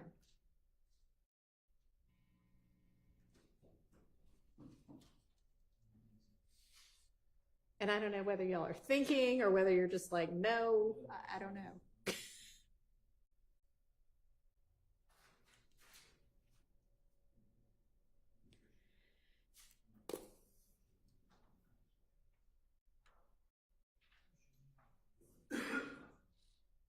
No issues for that particular. Okay. Is everybody good? Does anybody need a bathroom break? I assume y'all will just tell me if you do, but silence equals assent, I guess. All right. DeJuan Maynard on the next page, social media. Any issues on that? That's going to be his own social media? Yes. Okay. Okay. All right. Is there any issue? Everybody has all the body cam that might come in, right? Got it all. Okay.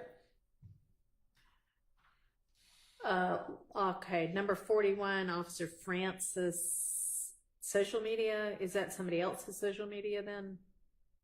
That would be screenshots that the victim sent to Okay. You have that. Officer Francis. All right.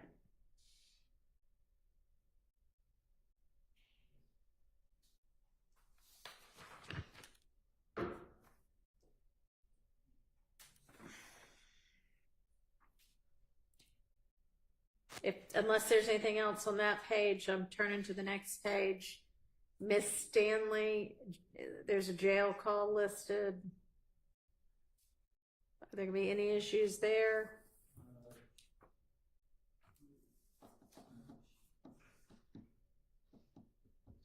No issues for that, Your Honor.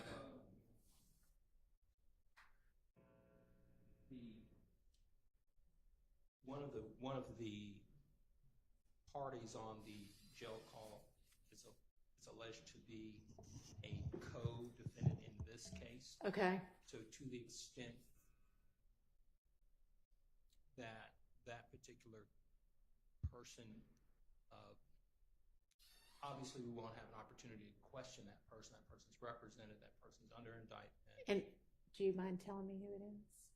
Mender. Okay.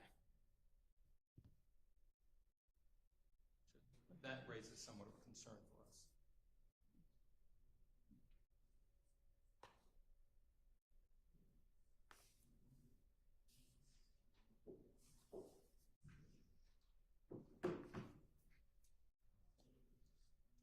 Because y'all aren't, what concern exactly? Clearly wouldn't have an opportunity to cross-examine that person. That person obviously is under this indictment. It's not on the witness list as a witness. So the issues that arise with respect to that concerns us, obviously. All right. Your Honor, I might be incorrect, but I think we've already litigated that and sent the court the order. I'm checking with my team.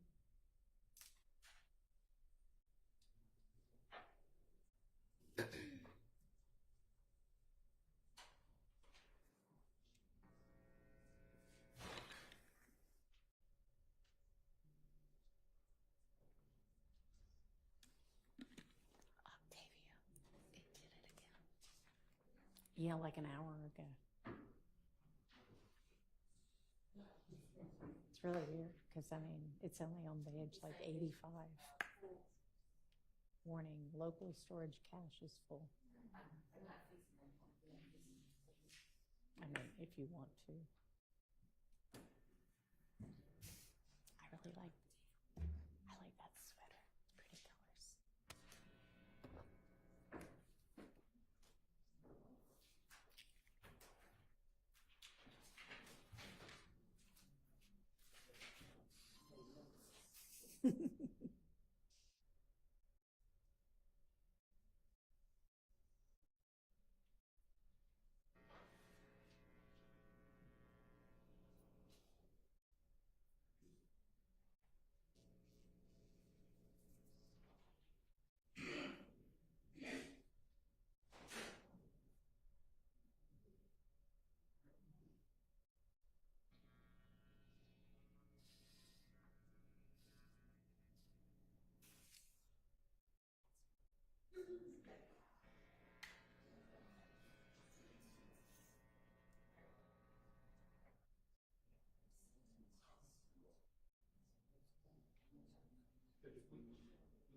Hang on.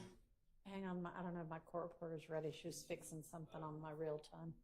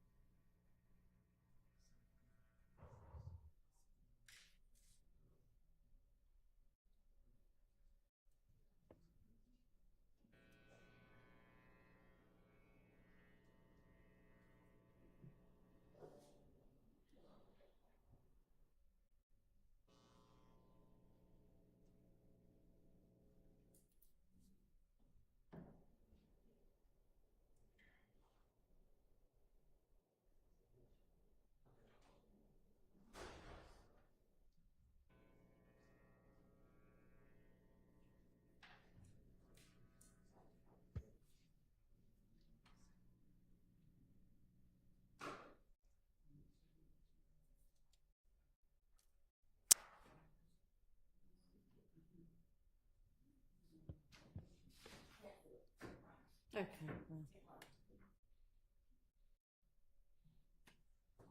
All right. She's, I think, ready now. Are you ready now? Almost.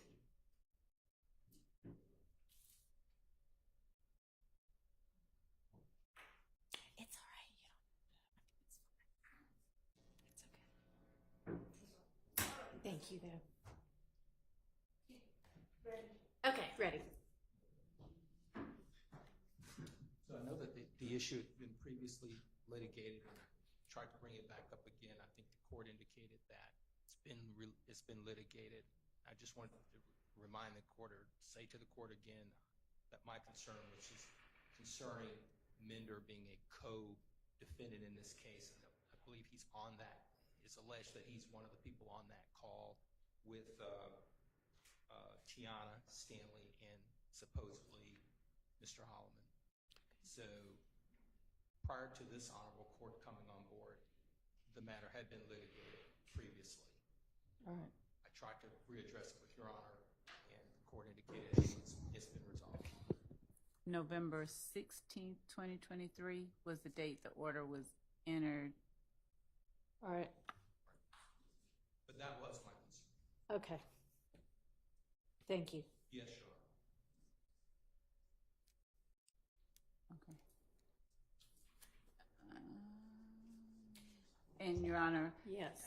Just for full context, the last line of the order reads that the court grants the state's October 24, 2023 motion to introduce Gary Holloman's statement to defendant Minder's mother and defendant Minder in the three-way conversation the day after the robbery as residual hearsay evidence pursuant to 24-807, that's different than what, well, it's in the same call, but I heard Mr. Matthews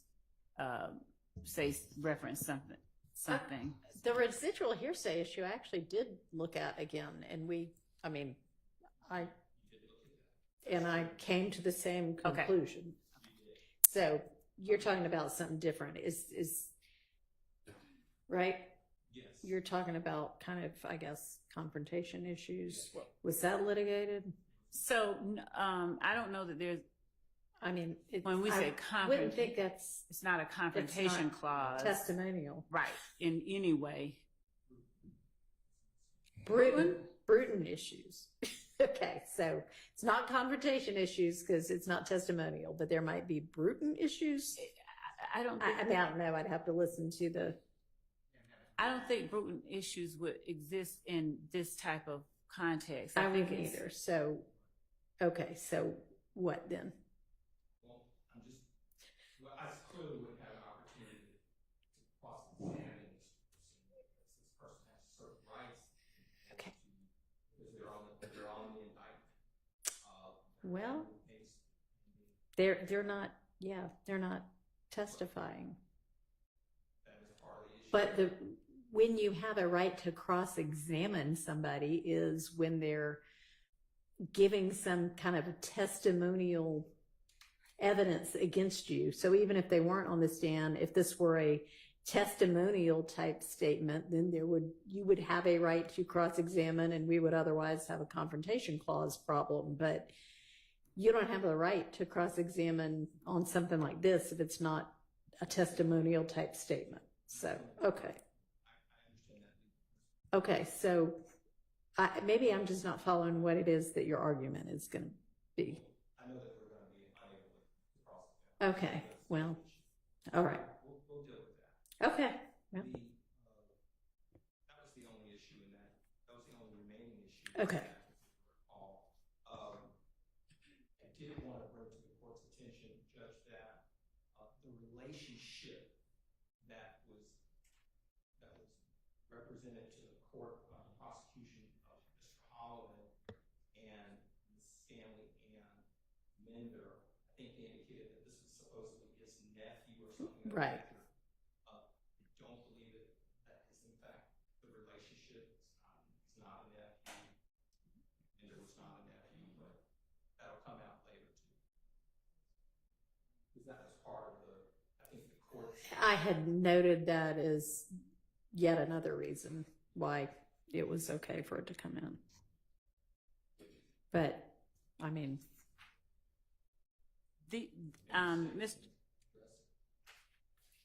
So I think that Mr. Holloman, I think he references him as uncle. Yeah, but even though there's not a blood Isn't relationship, he the brother of? No, so Mr. Mender's mother, or no, not brother or aunt or whatever. So who is he the brother of? He's not a brother. He is a very close friend, and they call each other uncle, brother, yes, and sister and whatever. Okay, well, they obviously. I mean, don't they even refer in the call? He does, yes. His sister. Or he refers. I know that they call him uncle or unc or something, but I thought there was even a reference in the call to one of the people being his sister. There are those types of references without listening again, but they are calling one another those types of family names, even though they're not blood relation. Correct, because they obviously feel that close to each other. And yes. there are times when somebody's a close family friend, but they're considered an aunt or an uncle. So it apparently is that instead. So okay. Thank you, though. Your Honor? Yes. On that issue, I join the Honorable Mr. Matthews, and I understand you ruled residual hearsay under 24-8-807, but that's supposed to be used very rarely. I know. And yes, it's not, I agree, it's not brutal, it's not testimonial. It can't be brutal because it's not testimonial. But this is an overt act, and it's therefore applies to everyone.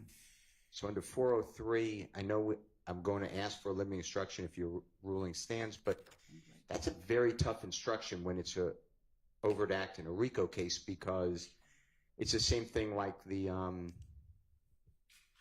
conviction by the jury of Mr. Ryan that we discussed yesterday. You're telling the jury you can use it against person 1, but not against the other 5. But it's an overt act that they can use on one person's verdict form, but not another. And I just don't, I would ask the court, since it's 807, which really has to be like prior sworn testimony that was cross-examined or a dying declaration, I would just ask the court to potentially reconsider or allow a limiting instruction that will help you craft, of course, if you approve it. But otherwise, I don't know why it comes in against Mr. Williams. Okay, so those are 2 of the examples of types of evidence that come in under 807, but that's not the entire universe.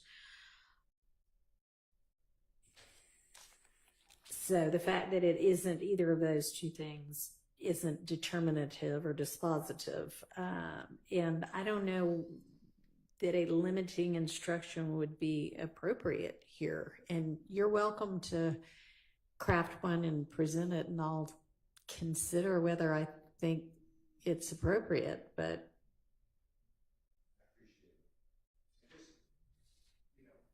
I was always taught by your court and the courts in general that residual hearsay is really, and I'm just looking. I know.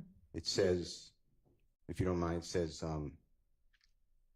it must be equivalent to cross-examine former testimony, statements under the belief of impending death, statements against interest, and statements of personal or family history, not just that people are related, and that these categories of hearsay have attributes of trustworthiness not possessed by the general run of hearsay statements that tip the balance in favor of introducing the information if the declarant is unavailable to testify.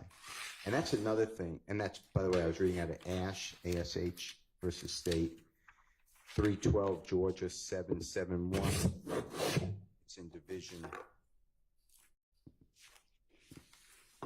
It's in division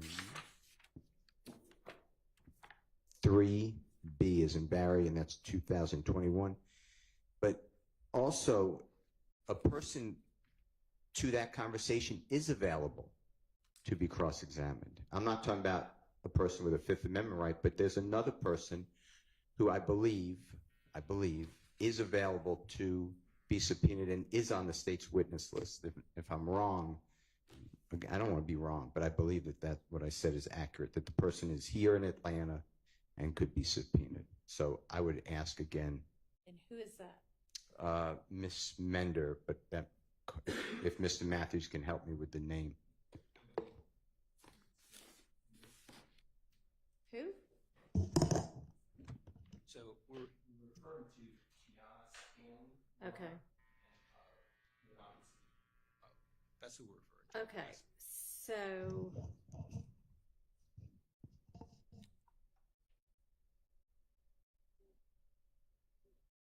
I mean, this is the witness that this would come in with. So we do have Tiana Stanley on the list. She's witness number 45. Right. On this, I mean, that's right. Who is coming in through? Right. That's what we have. That's literally the evidence that we have next to her. And of course, the court's aware that Mr. Holloman is deceased, and so it falls squarely under. We believe the court made the right ruling. 24-8-807. We believe all 3 requirements under the statute are met. Okay.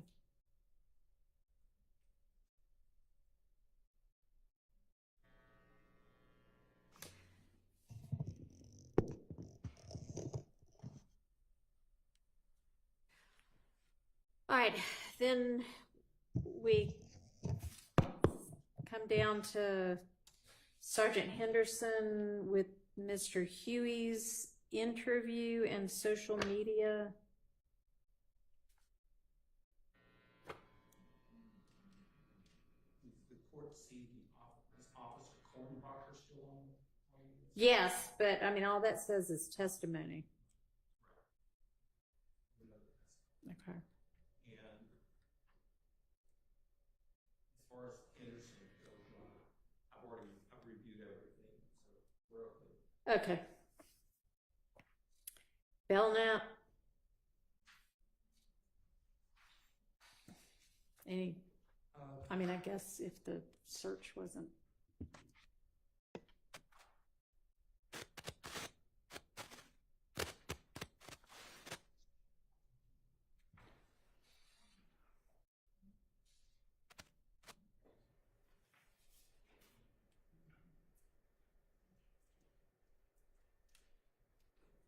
Judge, with respect to Belknap on that, what's on Belknap for us, Judge, is some items that were found concerning Chandler Durham, and Okay. our position is that this particular information that this investigator would testify to is not part of any overt acts. I don't believe Chandler Durham is on the witness list. I believe it's intrinsic. So I would argue that information should be kept out. Ms. Love?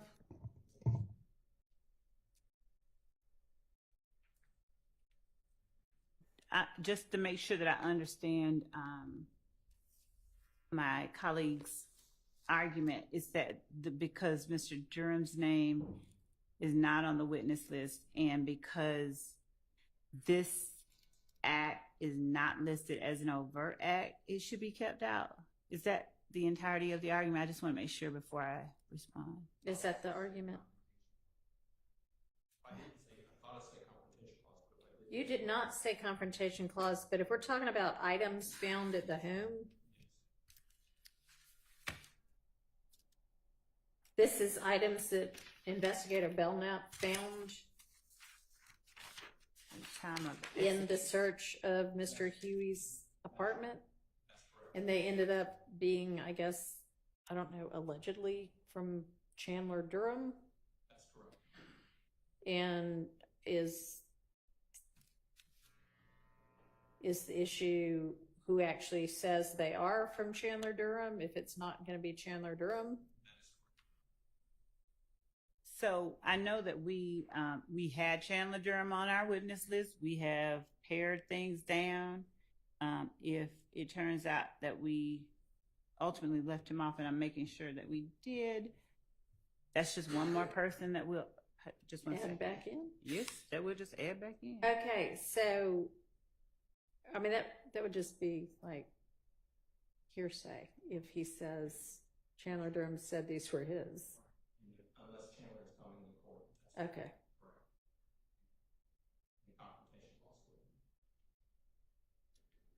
And this is also a circumstance where, so just to respond to a part that I don't think is material to the objection, but Chandler Durham is part of one of the overt acts listed, I think. Okay, well, I mean, I don't think that's their real point. I think it's how can he say these are his? We have to add it back. All But right, also we have Defendant Williams' sort of implicit statement that they're his, because he's admonishing, he's warning Huey if he doesn't take it back, somebody gonna die.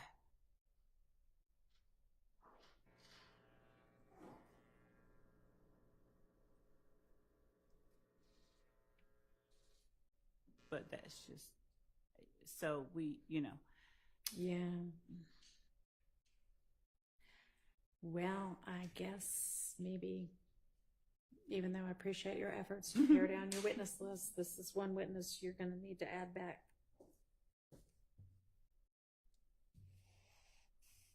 As the defense is otherwise going to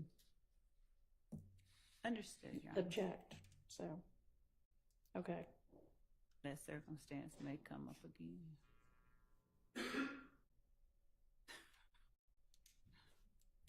All right, Officer Gordon Phoenix video.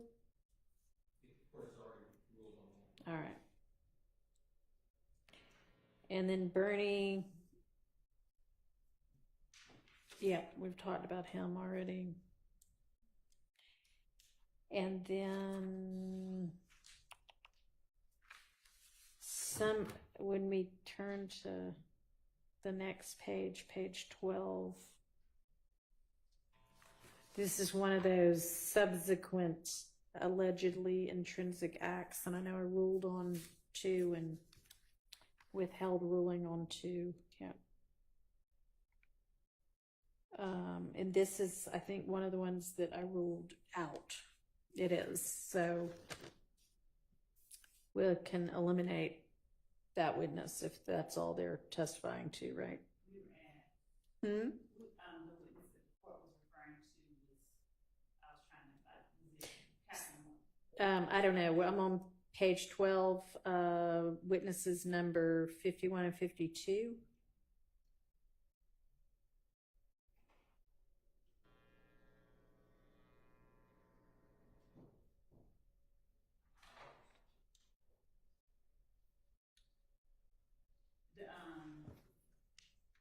Mr. Smith and No. Okay. Timothy Brown and investigator Viverito. Hmm? Oh, okay. Yes, the court did exclude it. Yes, so that. Now, Mr. Hang on. So 48 and 49 were Belknap and Flores, and we have moved on past them.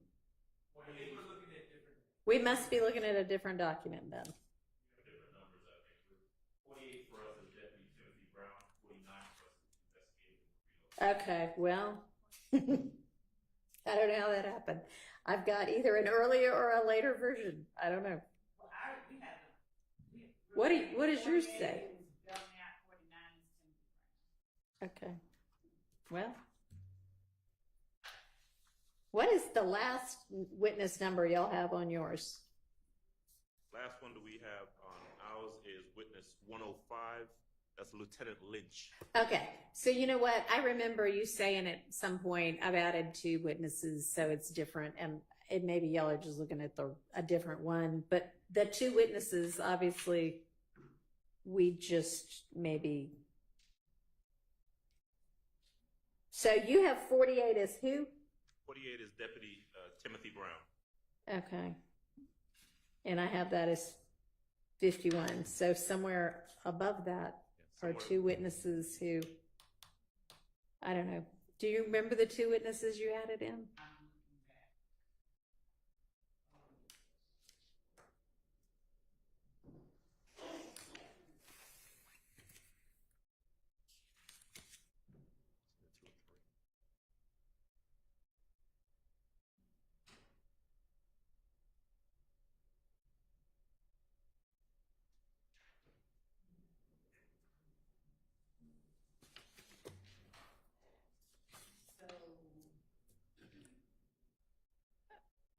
Okay, so how about this? Going up from Belknap, I've got Henderson, Kornbacher, Stanley, Coppage.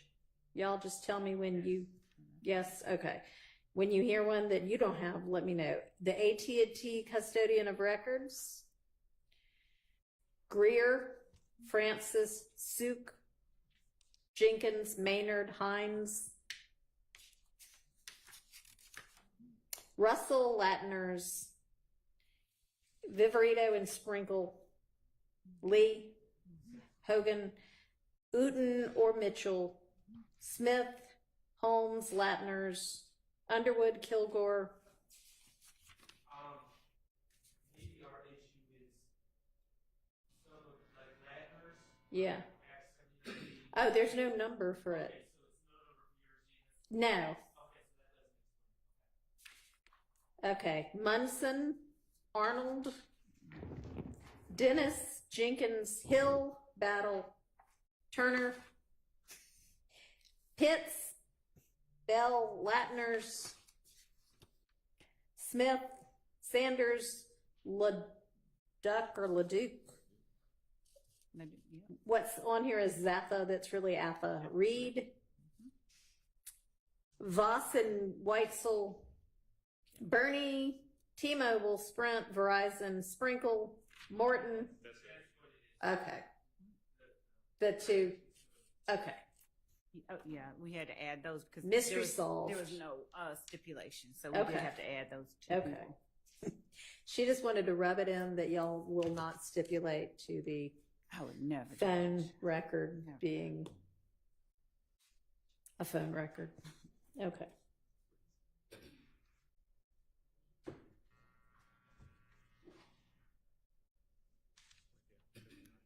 All right, so anyway, back to Timothy Brown and Viverito on that issue. We can strike those two witnesses because that evidence is not coming in.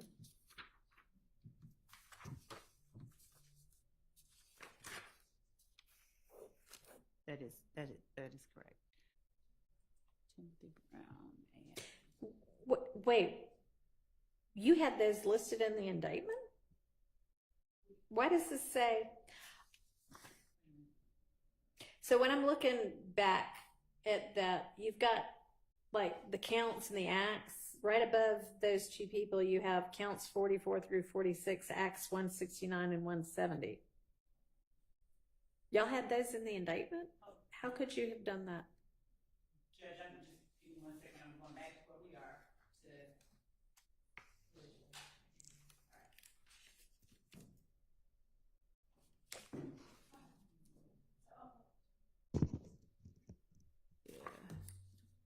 So the indictment, let me look at my indictment. Make sure.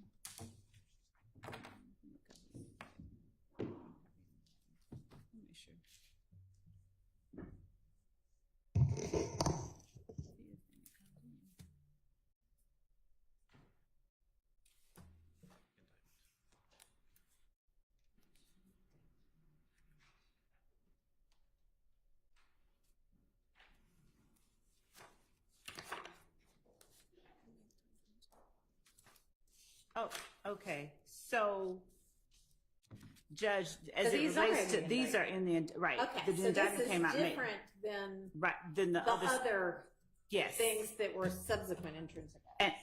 And that's not me. So, Judge, does the awareness of similar acts having been maybe committed? Maybe. Okay. So I'm sorry, those are obviously not out because those are indicted. And let me think about how similar that's pretty similar. I might revisit that ruling. Thank you.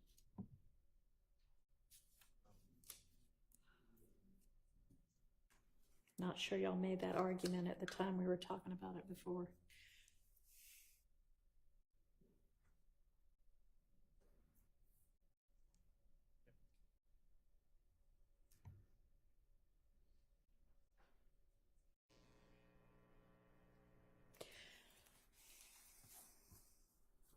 All right. What do you say we break for the day, y'all? Okay with that. I say we break for the day.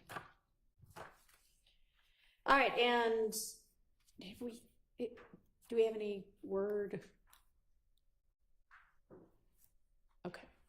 All right, so we will reconvene at 9 tomorrow, and hopefully we'll be able to do jury and witnesses, and apparently we haven't heard anything yet. Okay, so just plan to do that, and if not, it'll be another day like this. Yes, Your Honor. Okay, thank you. Will the court, I know the court usually does, but if the court hears something like after hours, does the court incline to send out an email? Or? If it is something, well, We're going to be here and do something regardless, but I guess you would want to know for your witnesses. Yes. So yes, if we hear something Thank you. that is, we won't have a jury available tomorrow, then I will let y'all know. Thank you. Thank you. By, I guess, It doesn't matter what time, just before we have them okay. come up. Well, at some point, Miss Persfield and I both turn off our computers and cell phones. So that's healthy. We should all do that. You know, I don't think that we're going to be finding out at midnight anyway. I think we'll be finding out at a reasonable hour, hopefully. And if it is that they're not available, then I will let y'all know so that you don't have witnesses here for no reason. Thank you. Okay. And if I even hear in the morning, you know, that's early good. enough, I'll let you know. Okay. It doesn't matter what time, just, All we're right. good. Thank you. Thanks.